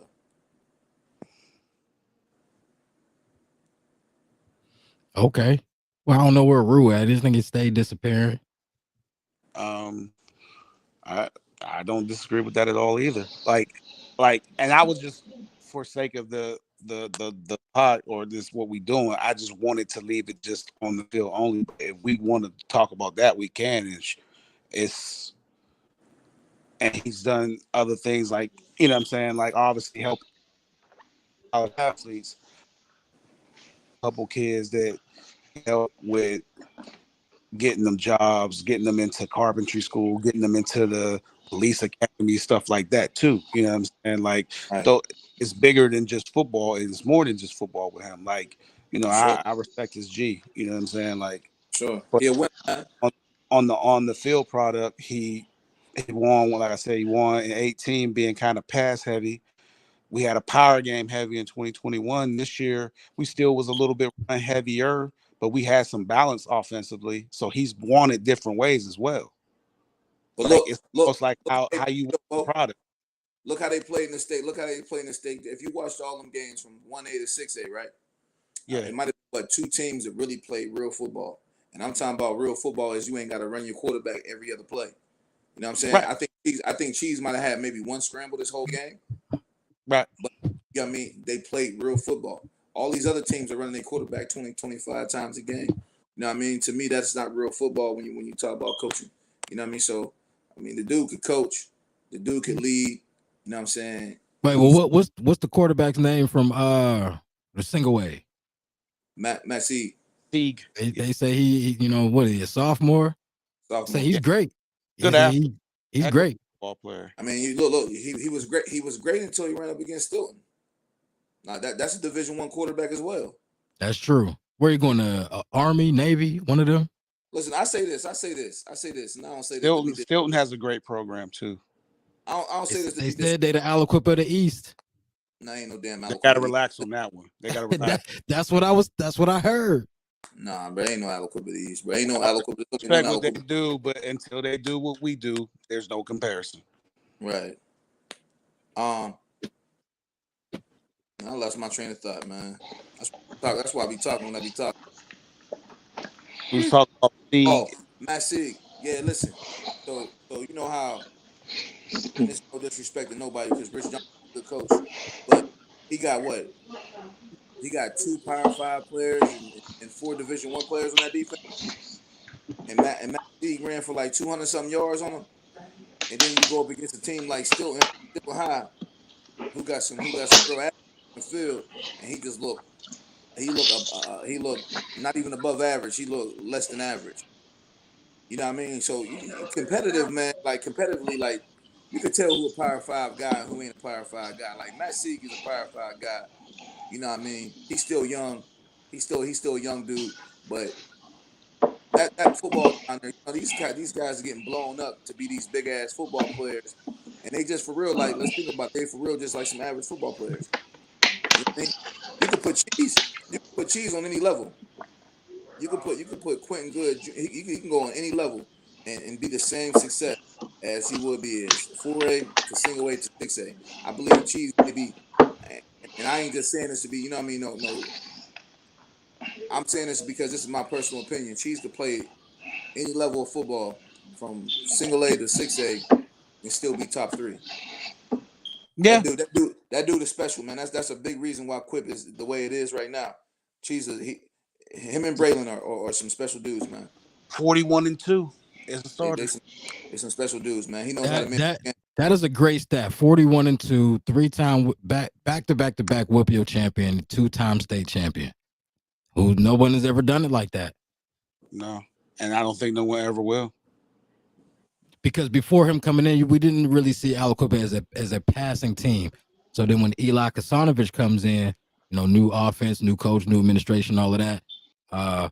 At that point in time, he was the all-time leading passer, correct? Yeah, And that was Eli was the all-time leader in passing yards, and he really did a lot of his damage that last year when Warfield. right. His because that was what class of 2019. That was the first state championship team, right? 2018 season, 2019. Yeah. They and then you know what I mean, like I wonder when Eli would, you know, he was a star years Warfield, he probably would have threw for about 8,000 or 9,000 yards. That's crazy. You know what I mean? Like Quentin had, and then you again to add to Quentin's greatness last year, you know what I mean, 21 and 22, we were kind of run heavy, you know what I'm saying? He still was able to still have games where he could lead us, you know what I'm saying? Like, and he's had some comebacks, some game-winning drives as a quarterback when he had to make some throws and stand in there and really drill it down the field to his receivers. And like even this year, we played West Allegheny. They scored with 50 seconds to go, and we're down one. We don't have a field goal kicker, so we got to drive and get a touchdown. And West State gave y'all problems 2 years in a row. yes, they did. They're a great football program. You know what I And then mean? it seemed like they kind of both years, last year and this year, it seemed like they kind of fizzled out after they played Aliquippa. That's very true. I actually was talking with a West Allegheny parent probably about that was Wednesday, and they said that it was like it seems like our kids put so much into playing Aliquippa, and then when we don't win, it's like a letdown somewhere mentally to them, and they weren't able to ever reach that level of competition, that competitive edge that they have for Aliquippa with the other teams. And he pretty much said in so many words that, you know what I mean, he think that kind of led to their demise somewhat. You know what I mean? But that's a little crazy to me because you 2 years in a row, the only team besides last year when Aliquippa played in the States, but the only team that really, went toe to toe with the Quips. And to even though you lost, to lose by 3 or 4, whatever the case may be, for that still not to be a boost of confidence for you, Right. to go ahead and do better, throughout the season. And like I said, for that to kind of be a letdown for them, I don't know. Yeah. I mean, that was, just something that was brought. Oh, okay. Yeah. Terry said, they play CV tough. Okay. Yeah. Aliquippa makes everybody play great. I don't know about everybody, but Yeah. Well, that game is definitely circled on everybody's calendar. You know what I'm saying? Like, depending on who you are. yeah, Blackhawk, they not circling that. Oh yeah, they know that's a funeral. But right. So, and then that's another thing. I would never want to schedule the Quips on my homecoming. That has to be a terrible, you know what I mean? Like I know Aliquippa has to play somebody on somebody's homecoming. You know what I would like? But I would like to see Quip play some of these out of. Like I like to see Quip versus Glenville. You know what I mean? Quip I versus like who? Quip play some not their conference. They're out of conference schedule. It'll be a little bit more harder for them to play a little bit more football to better the kids and get them prepared for college a little bit better. But I like to see play games like Glenville. Glenville's like on the level like Aliquippa when you talk about school wise. They're And small. where are they out of? that's Ohio. Glenn. That's Ted Ginn's dad, right? Yeah, yeah, So this Ohio team? yeah. Okay. Monster. Cleveland. Again, like I think Quip should, and this is my personal option. I mean, my personal opinion. I just think that when you that dominant, you should be playing some heavy hitters. And I know that I've seen people say that in the WPIAL edition group, if they're so good, why don't they play a national schedule or national teams? you got to get. That's a Now, whole the nother. line ain't had a couple years. The line ain't had for a couple years. You could have definitely played a national schedule, but you know what I mean. I just don't think that the personnel matches up. For a national schedule, I think maybe a national game or two just to get some exposure to something Yeah, else, but you, not you national. can play one of those like that Kirk Herbstreit football, classic that they play down in Cincinnati, where it's basically like a 3-day weekend of like Heinz Field weekend, but it's like super matchups. You might get a top dog in Alabama playing against a team from Kentucky, or a team from Ohio playing a team from New York, whatever. You know what I'm saying? Like, we could definitely do something like that. But even at that, like, y'all be just surprised how like some of the powers that be can kind of put their nose in the business and mess things up too. Right. Because I know some years ago, and this is when I was a assistant, we were going to play a 2-year type of thing with some Ohio schools where, like, our week 0 game, it would be 4 games at Hines. It was like, I believe Central Catholic was going to be the 4A rep, West A for 3A, us for 2A, and maybe Clarendon for 1A. And we were going to try to play similar schools in Ohio. And 1 year we were going to play at the University of Akron, and the other Hines, or what it was called Hines back then. And then it was some static with that. And then all I know after that is we ended up having to play Newcastle. So I think that I think that would be dope, but like to play a national schedule is a lot because you got to raise a lot of money because you're gonna be able to catch flights to go to places, or you know, I mean, some places you probably could do busing and stuff like that. But like, how big do you really want to play as far as the national schedule and stuff like that? Like, it could happen, but it would just take a lot of work, a lot of maintenance outside of, you know Yeah, what I'm saying? not a national schedule. A national schedule is too much. You got to have a big spot, but they do got Hines behind them though. I ain't gonna lie, they do got a corporate. They That's what got I'm saying. Like, we never had some of the stuff that we had in the past until now with Mike being here. So like, right. it ain't too unreasonable now. I think it would just have to really take a lot of sitting down and mapping some things out and But I don't get think a national schedule would be good. I think a national game, one or two national games would be yeah, good on. Yeah, yeah, like that's it. that would be Not cool. I can Like see that. I can play, see that. to play Now, a Glenville or play Linville tough. schools down in West Virginia. No, no West Virginia teams. No West Virginia teams. West You don't Virginia like got the ball down there? man. They got horrible football. You know they got horrible football. Bro. now Hey, hold on. no, Now wait, no wait. West Now, Virginia, no South Carolina. now Big L says Lamar Alston says we talk about Mike and it's well deserved, but you cannot neglect to throw Short in as the best defensive coordinator in the state. He has taken that 5-2 defense to another level. How y'all feel? No argument. Um, like again, because of like let's just You call can't take spade. a five. You can't take a five. You can't take a 5-2. You can't take a 5-2. And play against a real passing team. You know what I mean? With real athletes. If you got athletes that match you, you cannot play a 5-2 if they going four wide. Can't do it.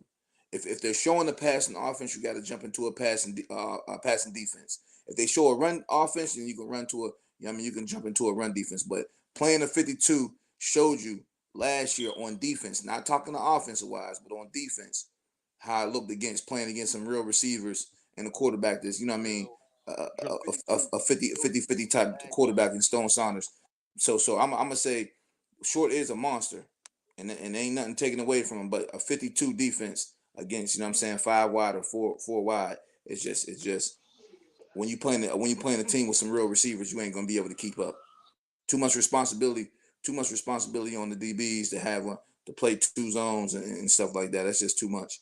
But if you're going to be against a run team, I mean, listen, I was praising that 52 when we played against North Allegheny. I'm telling the coach, man, they need to take a motherfucking a page out of Short's book when it comes down to stopping that run, because one thing you ain't gonna really do on Quip is run the ball. And Shorts, you know what I mean, you can give Short, you know what I mean, all his flyers for that. But you know what I mean, we ain't gonna pretend that South Fayette ain't torch Quip on the passing game. We ain't gonna pretend that we ain't gonna And that pretend was that. and that was years in a row. What was that? 2-3 years straight?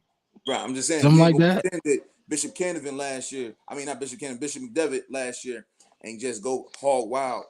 You know what I mean, with that pass game, he taking slant. They was taking 3 yard slants to the crib. Too much in the 52 when you're going up against a real passing offense. And that's no disrespect to Short or the offense. I'm not. I mean, or the defense. He's a monster. You know what I mean? Like let's keep it real. It's a monster. But when you talk that 52 shit, you have to be going against a run defense. I thought this year, I mean, run off. I thought Short did a good job of doing a lot of just adjusting the personnel type things as the year went on. Like we had a little trouble in the beginning of the year playing against Armstrong and Montour when they went to kind of spread it out. I won't just say trouble, but you know, they were able to have some success on some things. But I thought that as the year went on, man, they did an incredible job of adjusting and playing, doing a good job Definitely, of situational football, and just definitely. put. Hey, like there was one time I can't remember exactly what game, but he got like quicker guys in on the D line. He had a D line of like Les, Bino, um, Young Gilbert, Green, and someone else in, and they're getting after the passer, and that's forcing the quarterback maybe to throw the ball faster than we start, are able to cover a little bit better. Is that the third? So there's, what I mean, like, you know, to L's statement though, let's just rewind the time a little bit. By the time the board had made a decision, to move on from Smianik, a lot of people saying, well, Short has to go too then, right? And you know what I'm saying? Some people was feeling this, some people wasn't. But now, since he been here, like he then added 3 more states and had some great defensive efforts in those games. So Mike again, or being with Mike, has helped. You know what I mean? Like Short saying best defensive coordinator. He might be the best defensive coordinator of all time. Like his record in years speak for itself. Like he the only person to equip his state championships. One thing I will say when we had a little stint in Quip, when Short was coaching Larry, man, I like that shit, man. I ain't gonna lie to you. It was some disrespectful, ignorant football. Like you could make a play, you could do something right, now he gonna be on your ass because he demand perfection. So one thing about Short is, you know what I mean. I definitely think he can go around and teach some of these other coaches about that 52 when it comes down to stopping that damn run. Oh, for sure. Yeah, I mean, like, because a lot of these coaches, like he could like our coaches, Central Catholic could have used that help. You know what I mean? They want to stay in the 34. I'm like, man, y'all motherfuckers better go to a 52. I'm screaming 52 or 53. You know what I'm saying? Because they just running down our throat. Especially when a team make it, like they just made it a point to be more physical than y'all. Bro, and they wasn't the better team, bro. Like, come on, man. No, we gonna be on personnel, man, and how coaches coach. Like one thing of like I could sit here and talk my shit, man, but you know what I mean. Like L said, man, I gotta recant my statement now that I'm thinking about it. That motherfucker is the best, man. Even the best struggle. Yeah, you know what I mean. Even the best struggle. You're gonna have some bad moments, especially when you end it as long as he. Right, yeah, that motherfucker, man, that motherfucker cold, man. Because I'm looking at the defense this year, and he for real didn't have too much of nothing. He had to make some shit out of something, and what he made, man, that shit was beautiful. He put Bino at D tackle sometimes, Bino at linebacker, Bino at DN. Yeah, I mean, right. honestly, playing situational football. Like, man, I gotta give him his shit, man. Short the real deal, man. And Bino went on to be the defensive lineman of the year in the section or conference, whatever you want to call it. Bino's a motherfucking handful. I remember Rashawn saying this shit years ago when Bino was a freshman. He was sitting in the chair at Rue's house, and he was like, Bino gonna end up being the best out of all of them. And I was like, oh, I don't know, man. I don't see where you see that at. I mean, he gonna probably be good, but I don't see him being the best. But then I'm looking at him. Bino showed up big in the last 3 years. Bino was dominant. He was dominant. He was like on Michael Strahan, Bruce Smith type stuff out. He was, man. That motherfucker, man. He's special, man. On the backfield for losses, sacks. Like Khalil played so good that people forget that Bino had 3 sacks Thursday night. Special. You know what I'm saying? Like in a gang of hurries. Right. You know what I'm saying? Not even counting times when he got to the quarterback and just didn't get it. You know what I'm saying? Or whatever. Or somebody else got to him before he could get there or whatever. Like, Bino was a force this year. You're right. You're right. Go ahead. As Bino is another Micah Parsons in the making. Nah, the speed is come on, bro. Come on, bro. The speed of Micah Parsons. I'm reading the comments. Comments. Bro, come on, bro. Like niggas, come on, people be taking shit to the extreme. Micah Parsons was a freak. That's like JB. Micah Parsons could be. And I'm glad he's on my team. Okay. Stephanie Grissom, you see it, baby. You see it. I hope you watching tonight. He said nothing, Micah Parsons. Nah, Bino tough. I want to see Bino do that at the next level, though. That's what it all matters. You know what I'm saying? High school shit don't matter. If you talk to these college coaches, man, you know, high school winning state and all that stuff is good, but man, coming to college and being prepared is what matters.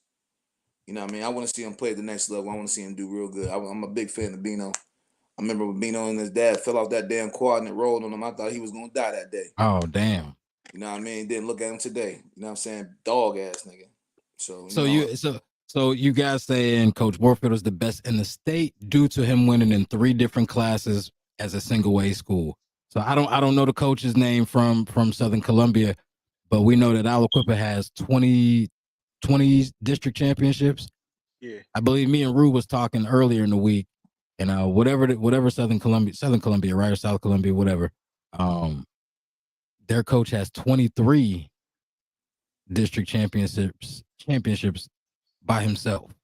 Until you could do what Warfield done, bro. You can't. There's no comparison. We could. I mean, this. The question is Warfield the greatest WPIAL? I mean, coach in the WPIAL history, right? That's that's simple. We got to say That's the yes easy because one. no other coach has done what he done. So let's look at the state now. You know what I mean, is Mike Warfield the greatest coach in the state history? Now you can say the longevity that these other coaches had, and the coach from Southern Columbia when he got 14 state championships. Yeah, they got 14 state championships, right? But until they could win 3 classifications higher than what they play, you cannot put them on a level of an Aliquippa. You cannot put nobody on that level because again, like I said, that's like Floyd Mayweather going to the heavyweights and knocking out the heavyweight champ and becoming, you know what I mean, the heavyweight champion, you know, as a welterweight. Yeah, You know what I'm saying? that, that's the only Aliquippa, thing, of course, that I can compare to that is being undersized and winning at a heavyweight level or something like that. That's the only thing I can think of that even compares to what we're doing from a numbers perspective. I can't do it. Pound for pound, Quip is listen, pound for pound, Quip is one of the best teams in the whole country. And I'm not saying Year in and year out. I'm not saying that we could go to Texas and play against those big ass monster schools and be able to compete because you won't be able to compete with that. You got coaches that's making 115,000 just to coach football and get these big ass hogs in there. You know what I mean? That's a different level of play. But if you put 11 of the best players, right? If you put 11 of the best players, you know what I mean, around the state, and you face Quip, you know what I mean, you coming out with a slugfest, bro. Yeah, you're gonna go get against some competitors for sure. You know, and again, every last one of these kids, you know what I'm saying, on this team believes in football. That's the difference between here. There's no other options. You know what I mean? It's football in the summer, basketball in the winter, track and baseball in the spring. That's what Now, I. what do you what do y'all think the difference is in? Because there's other high schools that we can say, Aliquippa has the athletes and all of that, but we talk about Ambridge and Hopewell and other surrounding schools that aren't too far. What makes Aliquippa so different Culture, than bro. these? It's culture, man. Listen, from youth ball, you getting coached hard, right? From youth ball, you getting coached hard. Not only you getting coached From hard, but you held to a standard, bro. Like the standard is the standard in Quip, man. Like you know what I mean. If you ain't from Quip and you want to play football for Quip, you come in here, it's a culture shock. You like, damn, I didn't know it was gonna be like this. You know what I right. mean? It's just a different level, man. Yeah, because my brother, he went to Hopewell. Was a really good midget football player. Then he came from Hopewell his ninth grade year. Right after football season, he left left Hopewell to play basketball for Aliquippa, and then played football, for Aliquippa his sophomore, junior, senior year. And I think he would tell you the same thing. Going from playing for Hopewell from age 5 to 12, 13, then going to Aliquippa was a completely different. Like you said, it's just a different culture. Culture, man. That's what it is, man. These coaches coach soft outside of Aliquippa, man. You know what I mean? Aliquippa coach like when somebody say if you can make it in Quip, you can make it anywhere. They ain't bullshitting when they say that. You know what I mean? That's real, man. Like you know what I mean? Especially when you're talking about sport wise, man. Listen, man. This is the cream of the crop, man. This is the top. This is the top of the top when you're talking about football in Western Pennsylvania. Aliquippa is that. You know, I could talk my shit. Y'all know I talk my shit. You know For what I mean? sure. It depends if I'm emotional or not. I'm gonna talk my shit, man. But when all the dust settles, I always come back to reality, and I always give credit when credit is due. You know what I mean? These coaches in Quip do a hell of a job developing these kids coming up from twerks all the way to high school because it's just not a skill thing; it's a mindset. And if you got the mindset that you're gonna go in the game and you're gonna dominate, these kids just think they just gonna dominate every game. You know what I mean? And not only do the kids feel like that, but the parents do too. Every parent think their kid is going to the NFL now. Ah, I'm telling you, man, it's the standard out here, bro. Like football is king. I would say a lot of parents would be like, "Hey, I need you to do well in this sport, do well in football, basketball, whatever the case is, so we don't have to pay so much for you to go to school." I don't know if they so much say that they think their kid gonna go pro. Man, Mo, listen. Listen, I just say school because you know I mean that's the right thing to say. But man, listen, Okay. my son my son ain't trying to be no doctor. He ain't trying to be no lawyer. Trying to You play know what I'm saying? football. He trying to be an NFL football player. You know what I mean? And if you ask 10 kids in the Quip, 9 of them are probably 10 of them gonna say they want to play in the league. But as a parent having these conversations with your son, is there a plan B? You always gotta have a plan B. My son Okay. want to be who Warfield is. He want to be in law. He want to be in law enforcement. So that's his plan B. But we're gonna use that education to get that degree in criminal justice. He gonna minor in criminal justice and major in something in finance because my son gonna be a millionaire. So he gonna have to know how to play with that money. We I speak can dig everything it. justice over here, man. Dig it. But okay. So, you guys pretty much agree that Warfield is number 1 in the state. Nah, Rue don't feel like that though. Okay, let's hear it, Rue. Let's go. Like I said, man. Man. I just think, I mean, his resume is impressive. I mean, there's just no disrespect to the man. I respect what he do. I appreciate what he do because I'm from here. I just think that, if we gonna use that gauging scale that every team need to play up just to prove themselves, I mean, what the hell? A lot of teams ain't gonna win But games. is that the gauging scale we use in every argument? I mean, That every you team got has to play to, up. bro. Listen, that's the elephant in the room, bro. You got to. So is Nobody. that the standard now? So the standard has changed that if you're 1 through 5, you need to play up to prove yourself. Hold on. Let me just say this. Those those past couple teams that just came out of quit when Warfield coach. You think if they wasn't in single A, they wouldn't have won? Huh? You Yeah, they would have won. since Warfield came to coach, you think them teams that he had wouldn't have won single A? I got a better question. If Warfield would be 6 for 6 right now. If Alapupa played 2A since Mike has taken over, does Southern Columbia have as many state championships? No. Nah, but they have some. No. Warfield would be 6 for 6. I don't know if he beats us any of those. Warfield 6 for 6. Maybe. Nah, I can't even say that they would have beat us that first year that we was in 4A. Wait, listen, Bo. I'm gonna say this though, Bo. Listen, because now you playing on equal level. You playing on equal playing field, right? Those players who playing offense are now playing defense. So who's the better conditioned team? Who's the better coach team? Who got the better athletes to make plays? That comes into play. Now, when you playing teams like TJ and McKeesport, and they could put in fresh bodies, and those single A teams can't do that. Them double A teams can't afford to do that. Now, quit playing in a level playing field. They're gonna dominate through that shit. These That's what guys are football players. right with this whole competitive balance thing. Like our kids, like I said, Syer Clark in one game played all but 2 plays. You know what I'm saying? Like, whereas other 4A kids are getting maybe a series or 2 off. You know what I'm saying? Or just only like, you know what I'm saying? Like Cam's freshman or sophomore year starting, he really just played linebacker and that was really it. And then a little bit of offense here and there. You know what I'm saying? But I think for him personally, it made a huge difference because these last 2 years he was able to really fly around playing defense. You know what I'm saying? But for other kids and or playing in 4A, we don't have that luxury of sitting people for time. You know what I'm saying? Like again, like you take a kid like Bino who was the starting tight end and played defensive line and was just about in on every play unless we going 4 or 5 receiver sets. You see, Two things real quick. 2 things real fast. Cam, he was player of the game for the WPIAL game, correct? Yeah. And also he was player of the game for the WPIAL basketball championship last year, right? Yeah. I'm just saying that's just some impressive shit. You know what I'm saying? That's all. My second thing, player of the year. You're right. That's what I'm saying. So, and my second thing was Southern Columbia and Aliquippa did play for a state championship, correct?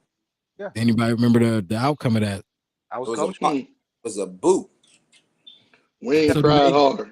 So do they get any credit for that as far as you talking about a different style too, though? You gotta remember this is a different style of coaching. So I'm just playing devil's advocate here. No, that day they just whooped our ass. Like ain't listen.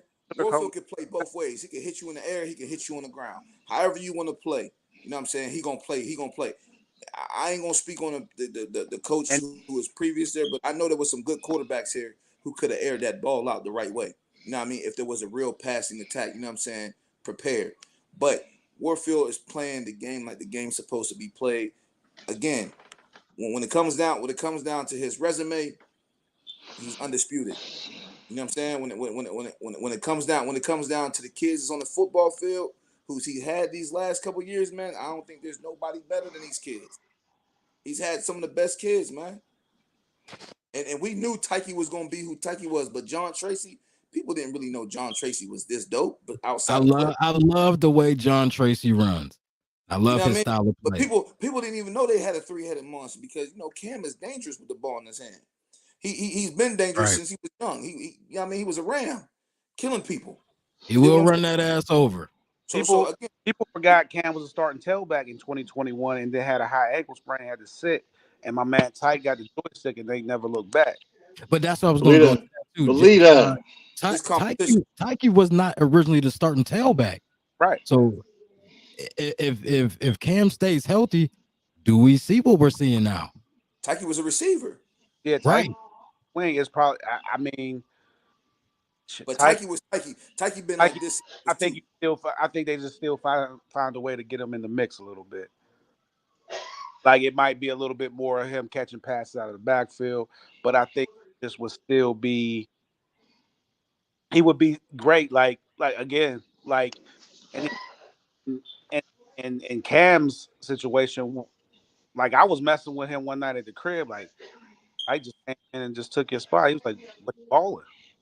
So I ain't gonna hate on that. And he was like, JT coming back. I was just focused on being the best linebacker I can be. And it That's all what worked yeah, out. that's called teammate. And Right. then just like, you know what I'm saying? If Coach Mike or Coach Cole want me to run the rock, I'll run the rock when they tell me to. But he was like, I don't have no problem with the run the rock. Like, you know what I'm saying? So, like you said, like those kids are unselfish. They bought into whatever um coach tells them to do. You know what I'm saying? Because Cam could have came back after the ankle injury and been like, yo, nah, I'm the starting tailback. I need, this, that, and the third. Right. Now step to the side, let Tyke and JT do their thing, and shit. Look at them boys now. That's why I said everything worked out. Worked out for the best. It Yeah, definitely did. These boys, So this team was unreal, bro. They just smashed everybody, but this team was unreal. What State was their closest game. CV was a tight game, familiarity, but outside that, man, Quip was just too dominant. They were just too so dominant. so now let's get into the last topic. We've been on here for what? Almost 2 hours. Mm-hmm. So let's go ahead and add this. This would be my final question. Is this the 2023 Aliquip Equips, WPIAL State or WPIAL champs, state champs, 14-0 record? Is this the best Aliquippa team to ever suit up? I can't speak on that one. I gotta let that one go. No, you I don't. don't, I don't think you can argue it, man. I mean, resume speaks for itself. it's so tough. Oh, playing up, had to play and have been talented teams that came across here or came here, and for one reason or the other, maybe they didn't get it done or they did. Like for me, Hold on, Bo. You buffering. You breaking up. you got me. Yeah, you good. You good. I would say 1988 got way more talent. That was the team that was ranked number 2. John Gilbert was the player of the year in the USA Today. And I think 10 or 11 dudes ended up going D1 out of it on that squad. So that's like, so when you're saying best, like I think that's when best and greatest come into play and who is what. You know what I'm saying? Because like greatest, it's hard to take away what those kids just accomplished. They went undefeated, played above their weight class, and dominated and won the state championship. Whereas there have been teams with maybe more talent, but maybe they didn't get it done, or they had a loss or two, or whatever. So I don't know if some of those teams could have played this brand of football with the coaching. Like all of that has to come has to come into a factor. But it's gonna be tough to deny those kids because they ran the gauntlet and did it well. You know what I mean? They scored 60 points in the state championship game. Like that's the third most points in the state championship in Pennsylvania history. So I Really? thought I thought they said it was fifth. the the article I read said 74 by Southern Columbia against Avonworth. Somebody else had 62, and then it was us. Maybe I might have misheard, but I thought he said fifth. But you might be right. Yeah, that's what I got. And shoot, like think about it. It's probably a team that won't score 60 points in a basketball game this Oh, year. that shit was crazy. That shit. But I guarantee that winning season. Yeah, you did. I did. You know what I mean? Like this last maybe year and a half, I ain't been really watching film as much because I would watch with Cam from time to time, and then I felt like I was putting too much pressure on him. So I and just wait for him to say. No, he might say, "Hey, let's look at this," or "What do you think about that?" And then we go from there. So, um, Yeah, I only tuned in because the Quip stream was messing up. yeah, you So watched it, uh, McDevitt. So yeah, I ended up watching that, and I'm like, damn, this is what they got to offer. This shit is terrible. Not one athlete on the field. Jen says I told y'all I had baggy jerseys. yeah, he Mhm. like he, told- he said Dallas you had jerseys clips by 4 touchdowns. you Rue, heard what the Rue, I was at your house. What was that? The state championship game was on Thursday. When we get line, what was that? Wednesday. Rue yeah. said. Rue said Quips plus 20. Easy. Hey, listen, you heard what the coach said, right? I ain't never seen shit like that before. The coach, the coach went on the record and said that. He Yeah, also said Tyke is the like, greatest running back he ever seen. He said the greatest he's ever seen. He said And if that there's coach somebody old. better, he said if there's somebody better out there, please show them to me. He Mm. said that. That is what he Yeah, said. he been it's in coaching the 30 years. Hey, Yeah. Tyke has this year he has taken a jump. Man, He, he just he man. has taken he has taken, man. Them last five games, man. He was like, What he rushed for wow. over? He rushed for over 2,000 this year, right? hey, but listen, could it be a credit to playing both sides of the ball though? What do you mean? Just you know what I mean, just staying well oiled, you know what I mean, having a feeling of the game and playing both sides and just being an ultimate athlete on the football field. You It think could. that him playing both sides of the ball really, you know what I'm saying, the whole season really, you know what I mean, put him to this level? Because man, this year he just looked so much dominant. So Man, do like you think he's less dominant if he only plays one side? I don't know, man, because Hell no. I listen, think Hell no.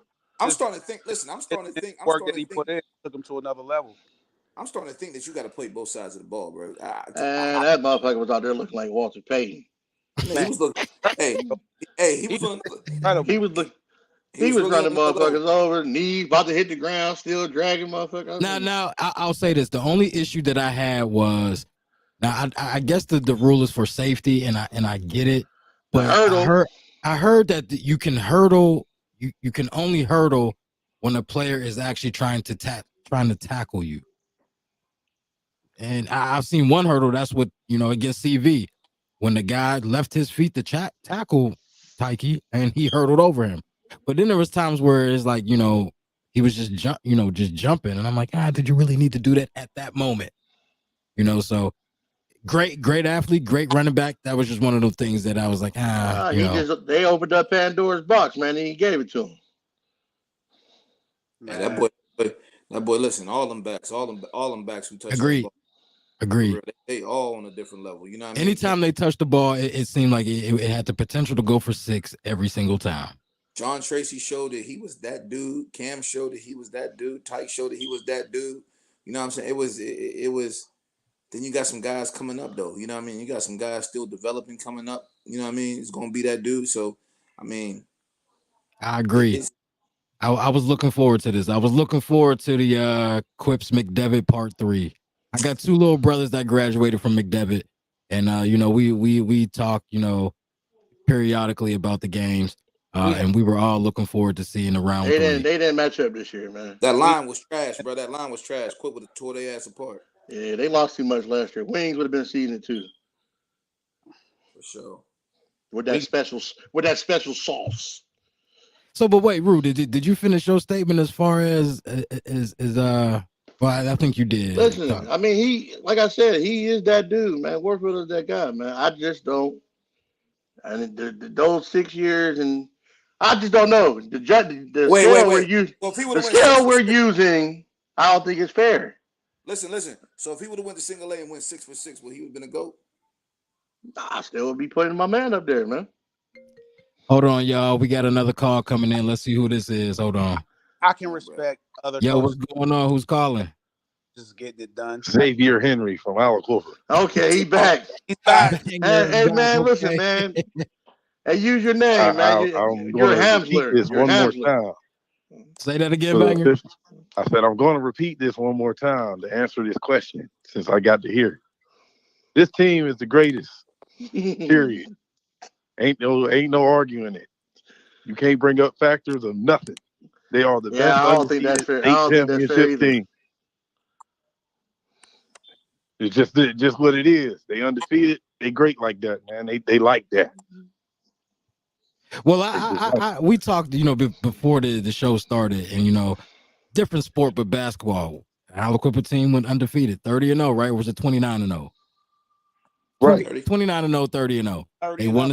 They won WPIALs, they won states. But in my opinion, even though they went 30-0, then I thought the team was great, dominant team. They did what they needed to do. In my opinion, the best Aliquipper basketball team that I've ever seen was the 06-07 Quips. That's the best that I've seen. It was Showtime every night. It was. I gotta agree. It was. That's just my opinion. So I just wanted to see if that was something that y'all thought about football. Even though this team went undefeated, won states, is this the best Aliquipper team that you've ever seen? The reason I will say they're the best is because they didn't lose. I get it where other factors can be included. They never lost. That's who in front of them. You know what I'm saying? These dudes got the stats that other teams didn't have. I mean, player for player, I understand that it may be some different players that got different accolades, but on the high school level, they dominant. I just got to give it to them. Everybody that was in front of them got beat. I mean, like, we ain't gonna lie, like Aliquipper got all. And to go to the state and do that, I mean, if you compared all the state teams that went, nobody got what they got. Appreciate the calls. Appreciate the calls, Let these boys just be great, bro. Let these boys just be great. Anytime. Let them be great, man. No. And again, I've seen people saying that, like, yo, let this team enjoy they win. But for the sake of what I do, great, man. We don't want to, because, like, again, you got to be a historian to be like, this is the best Aliquipper team ever. You know what I mean? Well, I'm but we're not comparing. We're not comparing talent. I'm only going off of what we have seen. But again, I agree. I'm gonna let these young guys enjoy their victory. Some of these teams could have been state champions. Say that again too. Some of these teams could have been state champions multiple years, but I think they just had a little bit of bad coaching. They could have been 3 for 3. Now we do have a comment on here that says, so y'all think this Quip team kills McDevitt, or is it a good game? Nah, it ain't even close. No. I watch. We won the home 60, but they would have felt 30 plus. I watched about 4 or 5 of their games, right? And then I told everybody, I was like, man, Quip gonna destroy these cats. Their line was horrible. Rico wasn't looking as dominant as he was supposed to look. I mean, they had him 1-on-1 in the game with the Dallas Town. They 1-on-1 with an Alabama commit. So I don't know if this is the best team, but they climbed the biggest mountain for sure. That's a good comment. Ain't no mountain high enough. I like that. You definitely right about that, Jens. That's a good bar right there too. They definitely climbed the biggest mountain for sure. I will agree with you that. I'm gonna just say this: all them Quip teams, you know what I'm saying? All the Quip teams are the best. Fuck it. I mean, we ain't comparing talent though. I mean, we just saying that as a team, they did what the fuck they were supposed to do. I agree with that. Yeah, But like I was saying, for the sake of what I do in this podcasting world, I have to bring some kind of, back and forth and get opinions on, is this the best Aliquippa team that you've seen? I mean, we can make an argument for pretty much any team in Quip history. Is this the best team in the WPIAL Man, I that you've like seen that. in a Listen, I while? like that. I like that 2000 team. I ain't gonna hold you. That 2000 Yeah, team they was That tough as was that nails, was a baby. great team. listen, if you put this team compared to that 2000 and you match them guys up, that 2000 would trash this team. Now, do they lose Well, states? Does that 2000 team they lose states Man, because bro, that because 2000 Josh? team was monsters, bro. Like, hey, Do they lose states based off of Josh not being able to play quarterback? absolutely. He was a Okay, quarterback. I just mean getting your opinion. that He was was a factor quarterback. one. He was That a was Factor. factor quarterback. one. And what he We've heard did the and what he story. did in that state game with a broken hand was unbelievable, bro. We've heard what reason number 2 could be, Rue. So I think I see where you're going with it. I mean, color time, baby. But they're not the first team. They're not the first team to party before a game, right? No, they did that all season. That's okay. So it's like, okay, is that really a reason that they lost? I mean, when you lose, you can use anything as an excuse. You know what I mean? It's just what it is. Boys level. I ain't gonna say But that if was the best. had Lay played though, I mean, at 100%, things might have been different. Might have been. That I might mean, have been. we can't sit here and act like Mount Carmel wasn't like that though. They ran was that like ball that, but fucking hard. what was the score of that game? 28-7 or something like that, right? Who was Was it? quarterback? Peanut was quarterback, right? Peanut. So I ain't gonna take nothing away from Cuz, but I'm gonna just say this: That's family. if Josh Lay was at quarterback, do you not think that them Quips would not have won that game? He might have been. Josh Lay might have been the best besides Terrell Pryor. Josh Lay might have been the best high school football player I've seen in my life. He was smooth with it. I remember the game. I watched a lot of football. Josh Lay You remember they played. couldn't get over the Lord Washington hump, and that Friday, he said, "I'm tired of losing these motherfuckers." Zay Walker said the score was 26-6 in the state championship game. Hey, listen. Yeah, Yes, John Ladon scored the touchdown. That team was unreal, bro. Just think about that talent on that team. Now I have to do this, just for sake of argument. But my alumni, Hopewell High School, HHS, motherfucker, the year we won states, 2002. Paul Leslie was a handful to deal with. Does any Aliquippa State championship team beat them? Oh, come on, bro. Stop. I gotta ask. You feel me? Bro, hey, stop, that was the best Hopewell team that I've ever seen in my life. And shout out to Russell Shell. They had some pretty good teams. He was a dog and all of that shit. But that 2002 state championship Hopewell team was hey Russ, I still need that 50, different. baby. You understand? That's the year. We talk about City League ball. That's the year that nobody scored on Perry all year long. Bro, them niggas city ball, bro. Come on, we ain't talking about city ball, bro. Don't do that. we just talked about Westinghouse and how they was on the come up. But that Perry team was good. Listen, DG's a different type of coach. He ain't nothing that the city seen before. Okay, you know what I mean, he a different type of coach. Like that, they whole style is different. But we ain't gonna say that Perry was this and then Hope will smash him. You bring any of them city schools down here play like that, man, they getting beat on. Yeah, but I'm just saying that Hopewell team at that point in time was just that was a really special team. They was a special team, but they ain't getting past Quip, bro. We ain't gonna do that, bro. You got. Okay. I don't even be talking like that, but I'm just gonna be honest, man. You can't. Hey, listen, we talking about Puzzlesny, and that line was monstrous, and we talking about Puzzlesny was 6'2", 6'2", 6'3", 225, 230, carrying the ball 30 times a game. That's a lot to tackle 30 times. No, they couldn't. But I forgot what they ran. My man. They ran the wing T. I don't think they ran the wing T that year. Me and one of my homies was just talking about that. I don't think they ran the wing T that year. Listen, now you but Fontana was a beast with that, with that hiding the ball, being a magician with the ball. But come on, man. Y'all ain't play against no Quip, bro. Stop. I mean, I'm just saying, Perry wasn't a bad team that year, and then they went on to beat. Then they went on to beat. Perry Wait, was a hold good on. Then they went on to beat. They went on to beat Strathaven that year, who was also a powerhouse. They played Perry on the concrete field, man. They was on the hoop court playing them. Perry ain't stand a chance, man. Do Quips go back to back next year? Shit, they might win. They might win for the next couple years, bro. You can't, man. They might win a couple years, bro.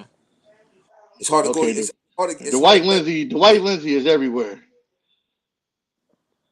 He commented that for the people who don't know, we live on Facebook. We also live on YouTube as well for Correct Me If I'm Wrong podcast. If you can, go ahead and get over there, like, subscribe, and share the channel. Appreciate it. It's hard to go against. Also, I had the cash up on here. Support the show financially. Money. Everybody just send $1, man. Send $1. $1. That's all that needs. If I got 41 the offering people watching, plate is out. The offering plate is out, man. They be churching around hand in the hand of a man. This is a $10 line. Yeah, $20 line, $30 line. But nah, man, for the people who have supported the show, you know, whether you watch, you bought some merchandise, correct me if I'm wrong, t-shirt, hoodie. I'm trying to get hats. You know, send some money. I've had some people, you know, send me $100 here, $50 there. Everybody is appreciated for this. For people who don't know, we ain't going churching around. We ain't doing a $100 line. We gonna keep it at $1. Nothing for you buck, baby. I try my best to bring some pretty good content to you guys. And with the panel that I have right now, I knew this would be a pretty good show. So shout out to y'all. But y'all got any last comments, questions, anything that you'd like to get off before we get out of here? All I'm saying is moving forward is playing up the new criteria for judging the team. That's all I need to know. I'm just gonna say this before we leave. My son wouldn't be where he is without Mike Warfield. I'm just gonna say that. That's the honest God truth, bro. Warfield is a promoter. He's a leader. He's dope. And you know, without the guidance of, you know what I mean, Warfield and the words he put in, and like I said, Bo, I'm thankful for everything. Hey, I'm thankful for all the coaches, Gil, you know, Short, Rashawn. Definitely want to shout out Coach Pat, man. I'm thankful for all of them guys. I really am, man, truly. And I love Quick Dog hard. You know what I mean, I talk my shit to the people, but at the end of the day, man, you know, I love where I'm from. I'm from the new build, part in the 88. Stop. Wait, time out. Hold on. Because wait. Because it was going good. It was going good for him. You know, you go, Larry. Gotta be Larry. But listen, hold on, because I get flack for this all the time. And Larry, did you walk them hallways? Third grade. I left in third grade, bro. Okay, nah, but Larry reps Freedom. I graduated from Freedom, bro. I'm always gonna say I'm a Bulldog, bro. Like, I mean, like, let's keep it real. I graduated from Freedom. That's what I was Don Rosa for several years, though. You got to remember that. So I did like 4 years in Freedom, but I left out of here when I was in third grade. You know, addiction was crazy. You know what I'm saying? I lived on Limar. You know, I'm from Quip, dog. You know what I'm saying? Like, just because I went to Freedom, I wasn't coming back to the hood. You know what I'm saying? Like, hey, well, listen, but you wrestled for Freedom, right? Huh? You wrestled for Freedom, right? Yeah, I wrestled. Okay. You know, hey, people who are seeing your face for the very first time have no idea who you are, what your background is. Better you from Hopewell. I'm from Hopewell, HHS in this motherfucker. God damn it! I got a shout out to Coach Pat, man, and all other coaches. Hey, all the coaches is dope and Quip, bro. Like, you know what I mean? They believe show that, love, especially to the boys. That. You know what I mean? Especially to the boys. And like I said before, you know what I mean? I can't keep affording this tuition. This shit is kicking my ass. He just letting y'all know what the plan is, man. Don't. He's letting y'all know what the plan is. Hey, bro, I said that. Hey. You know what I mean? $1,050 money ain't cheap, bro. We gonna have to buy that. We gonna have to buy that jersey off Lil Lay, baby. This the setup, huh? Yeah, we're gonna buy that jersey. We might gotta come home. I got a torn ACL. I gotta get surgery on Tuesday, man. My funding is, you know what I mean? I can't afford it. He can't afford it. He giving you all the Blues Clues. I ain't giving no Blues. I told you. There it is. I'm just fucking with Rue. I'm just fucking with Rue, man. Nah. I'm just fucking. You know I was gonna stir the pot. Oh, Yeah, man. my man, hold on. My former Hopewell alum, Jason Curritz in Big C says Hopewell would have gave Big Quip C, that work. And this is you know this he is the did. guy who would have gave Quip that work, baby. But look where Yeah, he coaching at. Look where he coaching at though. He coaching for the Quip. And look where he coaching at though. He He know where coaching for the football Even Quip. is at. even He he came home, right, Ru? yeah, he look where he coaching at. He know where football is at. But you Hey, also Hey, matter of fact, by the way, go. listen, James Henry wanted me to let y'all know that he good where he at. yeah, that's what he said. He said wherever they live, that determines where James is gonna play. Breaking my heart, baby. Breaking my heart. Hey, Yeah, tell Big yeah. C to go apply for that coaching job there. Go change the Nah, culture. Be the reason, baby. they Be don't the like that. reason. They don't really No, like our kind we, up there. we, we love what you're doing for us here in Aliquippa, Jason. Don't listen to him. Don't listen. Hey, Bo, Hey, you getting back yeah. on that coaching staff? I gotta That's win. a good. I gotta That's a win. good question. That's a good question. I gotta win some gold with my lady quips first. But Yeah, support the lady quips, man. You doing hey, I Bo, you doing a hell of a job with them girls, man. For real, you doing a hell of a job. I Listen, appreciate Ain't it. man, nobody, if ain't We nobody trying. told Bo, you, my proud of you, my brother. Thank Bo, you. I'm so upset my daughter didn't want to play no more, man. Because what y'all did last year, I thought was really special. You know, and the environments that y'all was playing in, you know, packed gyms. You know, especially when y'all got into the state playoffs and Angel hitting buzzer beaters and shit, like just a great vibe, man. So yeah, shout out to you for what you've done with them. But I'm sad my daughter didn't want to be a part of it anymore. Me too, man. I And wanted we her to. need y'all to donate. We need y'all to donate to them lady quips too. $1. Yes, sir. Matter $1. of fact, it's coming up that time. Y'all want to, for all those out there, you want to feed the lady quips or make some type of donation, get at me. You know, I'll let it be known. Or you can reach out to Miss Nicole Woods, and she's doing a lot with my uh ladies basketball things. So you know, we trying to get to that gold standard as well. But I'm not gonna lie, I do miss coaching football a lot. Now, what was it that made you step I like away? you as a football coach, bro. I think you bring something to them linebackers, a different aspect of the game. Um, If you don't mind answering that question, what was it that made you step away? just whenever Coach Mike took over, I just wasn't retained. Oh, Yeah. all right, okay, okay. I Well, mean, that you know, there's that. there was some budget cuts on that stuff like that. So you know, I mean, it's good. You know, Mike's my dude, you know what I'm saying? Like I talk to him all the time. And, you know, there has been some offers to come back, but you know, once I got into doing girls basketball, I wanted to get that for as far as coaching. Now, you know, if I can get to a level where I'm like, Is um, it stuff? or at a super high level, then I can dip back into football. I probably will. Bo, they said you Okay, going to Ireland, Bo. that's what he Yeah, said. 2027 Pitt Panthers against Wisconsin. We in Ireland, baby, drinking green beer. Uh, The year before that, they played Wisconsin at the Green Bay Packers Stadium. Mm. That'll be Cam's junior and senior year at the University of just Pitt. know, just know, Teddy Freeze, my man Teddy Bo, Freeze, is a hey Bo, Stockholm here. quick question, Bo. Why y'all ain't leave early? Was it a basketball thing or Yeah, he wanted to play basketball because he felt like we gonna win the state championship in basketball. you thought that was important for him? For him it is, but like we when we talked earlier, like that's just a competitor. Like if they win the WPIL and PIAA in basketball gold, him and his boys will graduate high school with 8 gold medals.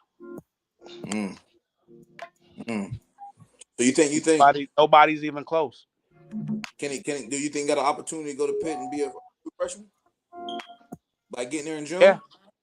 yeah, yeah. He's gonna have an opportunity to play a lot. I mean, he's definitely gonna be on special teams, but he got a chance with you know, this portal is crazy, bro. Like Yeah, I read Pitt has 15 kids that hit the portal. 3 of them were linebackers. Hey, look. Touch up on that recruiting because I think a lot of people uh misunderstand becoming a Power Five recruit. I think they perform well on football field times that you just automatically exactly a Power 5 recruit. You don't have all the tools necessary to be a Power 5 recruit. Touch on that real quick. What does it take? You know what I mean? What does it take to be a Power 5 recruit, or just a high level Division 1 recruit? Touch on that. I would say for one, man, you got to put work in. Like you can't rest on your laurels as a player. Like okay, like you get your first offer.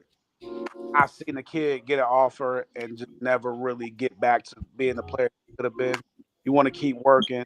You want to make your grades on. Because one thing you can't do is control who recruits you or who comes. You know what I'm saying? So, like the one thing you can control is what type of work, type of work ethic you have, your grade, your behavior, the way you conduct yourself. Those things are going to get you recruited as a talent.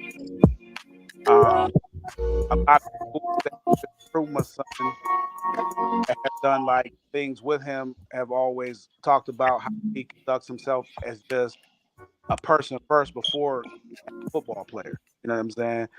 And with that being said, you are your own brand. You got to represent yourself, your family, and everybody the right way. You got to do everything as much as you can do right as you can. You have to. You have to. You have to be able to just be available in all types of ways. You got to be a good student. You got to be a good, kid. Period. You got all those things. If not, it's going to be a bit harder for you because just so much competition out there. For every campus, there's another one in Illinois, and another one in Ohio, and another one in Florida, and Tennessee, and everywhere else. So if you mess around in this, you can get passed over quick. Like that's why I always tell him, no matter what school hits you up, you always be respectful, fight, make sure that right, monitor, yes sir, no sir, yes ma'am, no ma'am, because you never know. Like you might be at this school and pick another school, but that coach you may end up getting a job. You know what I'm saying? So you always Right. have to make sure that what I mean, things fall into place. Always represent yourself right. Like I'll give you an example. Sean Lewis, who was the head coach at State, went to Prime, go work at Prime at Colorado. This didn't offer him, but let's say if Coach Lewis would have said, "All right, hey, he could tell Prime about you," made all. No, you want to always make sure that you are respectful and just doing the right to make sure that you're in the best position that you can be in. And because this stuff goes on, like I'll give you even another example is a guy's name is Michael Stu. He was recruiting Cam at West Virginia. Then he took a job with the Jacksonville Jaguars. Who's to say 3 or 4 years from now he ain't draft Cam with the Jags? Right. You Right. just never know. If it's one thing I would tell any parent or any kid, college football has a lot of connections in that. All like what I'm saying, don't ever be disrespectful or ever be crazy towards people because you just never know how this thing works out. A guy that recruit all school might be a big time recruiter at a new school. And he works his way up just like you are as a player. The portal's open. Sometimes kids don't get down the right way. You know what I'm saying? They might be somewhere else down you looking to leave, and there you go. You know what I'm saying? So Well, Coach Short, we were just talking about him not too long ago. He says, yes, Cam is different. Cam will play early at Pitt. that's a Pitt alum right there, and his coach. So he's got some pretty good insight on that. But Yeah, before we get out of here, y'all got anything else? I appreciate y'all boys, man. I appreciate the whole community. Appreciate all the coaching staff in Aliquippa, and congratulations to all the Aliquippa Quips. You know what I mean, coaching staff. You know what I mean, players, families, everybody. This community, man. It was a beautiful thing to go out there and watch them boys just dominate in the state championship. You know what I mean? For It was for for definitely a for fun season to for watch. Definitely. for undersized school. You know what I mean, for undersized school, they went in there and they showed a performance. It was beautiful. Yeah. Absolutely. It just seemed like it went so fast. It seems like yesterday we were just, at the inaugural, opening for the game. Right. It seemed like yesterday, man. This And season they said it went was gonna be doing very like fast. big tailgates for the first game of every season. They're gonna do like a big tailgate. I Yeah. hope so. That was a good look, man. That was fun. It was Hines. good. Hey, Hines said that. what about the new facility being built? They still gonna start that process? As far as I know, yeah. What's Hey, but I do that? want to say one more thing Dog, before I get Dog off. on here, he know a lot more than I do. Who's I that you want to say said? one more thing before I get off. Somewhere in the comments, so I'm sure he watching. He would probably know. Oh Exactly. yeah, he said he was logging off or he was stopping watching after I made the Hopewell comment. Raider Nation, Raider Nation, Raider Yeah, Nation, y'all some bums. Make sure what time we play. 8:30. Make sure y'all check out Raider the Nation. motherfucking Cowboys. God damn If it, you ain't a Raider fan, you ain't a football fan. Raider Nation. Super Bowl champs this year. Believe it. And for all you Steeler fans, oh god damn, I know it's embarrassing for y'all. But anyway, Time for them Cowboys. You heard? you know, hey man, I appreciate y'all for being on. Bo, Rue, my man too. It was good having y'all on. I think we do some pretty good numbers on this Facebook Live. We'll see how Raider it goes Nation. over on the YouTube side of the game. But I appreciate y'all for being on, giving y'all insights, talking about Alabama football, talking about Coach Warfield. Maybe if we can, maybe we'll do a part 2 to this at some point in time. Actually, if I could, my schedule would be kind of busy, you know, kind of hectic a little bit due to work. But I would love to get Coach Warfield for a second interview, you know, post second state championship and after winning 3 WPIAL championships straight. So if we can get that worked out, that'd definitely be awesome. Another thing that I would like to do to, you know, just got my mind turning. I'd like to get Cam, JT, Cheese, you know, and have sit those 3 guys down, you know, get on here on StreamYard and just talk about their experiences over the last 4 years for playing for Aliquip. You know what I mean? I think that'd be a pretty good show. You know what I mean? That'd be dope. I think it would be. So, you know, we can get that set up. I think that'd be pretty great. Also, I'm probably going to be releasing, you know, now we're going rolling in the basketball season. I haven't released it yet, but I'll probably be doing so within the next few weeks, maybe, you know, a month after Christmas, possibly. When I did the interview with some of the guys from the 2005 triple overtime WPIAL game triple overtime WPIAL championship game between Aliquip and Beaver Falls. I have not released that yet, but I plan on doing that soon. I think it'd be pretty interesting. It didn't really go the way that I wanted it to go. People was coming in late, leaving, and all of that type of stuff. So it kind of got chopped up and bounced all around. But all in all, I think it was a pretty decent episode. So look out for that. Again, y'all, if you can on YouTube, like, share, subscribe to the channel. Correct me if I'm wrong. If y'all could also share this episode from Facebook. Also follow the Correct Me If I'm Wrong podcast page. Be greatly appreciated. But again, y'all been awesome. A lot of good points being made. I seen a guy out here saying, you know, Philly run football in PA. I didn't even want to put that up here because, you know, it is what it is. Put it up there. I don't even know where he at. They only got. Where he go? We got. So here we go. Y'all know Philly run ball in PA. I don't know who this dude is. Just tell him to make sure McDevitt get there. We held up the bargain. Held up your end of the bargain. We were there. All right, y'all. This has been a good episode. Until next time, we're gonna do it again. Don't forget to smile, y'all. It's a good look. Appreciate y'all.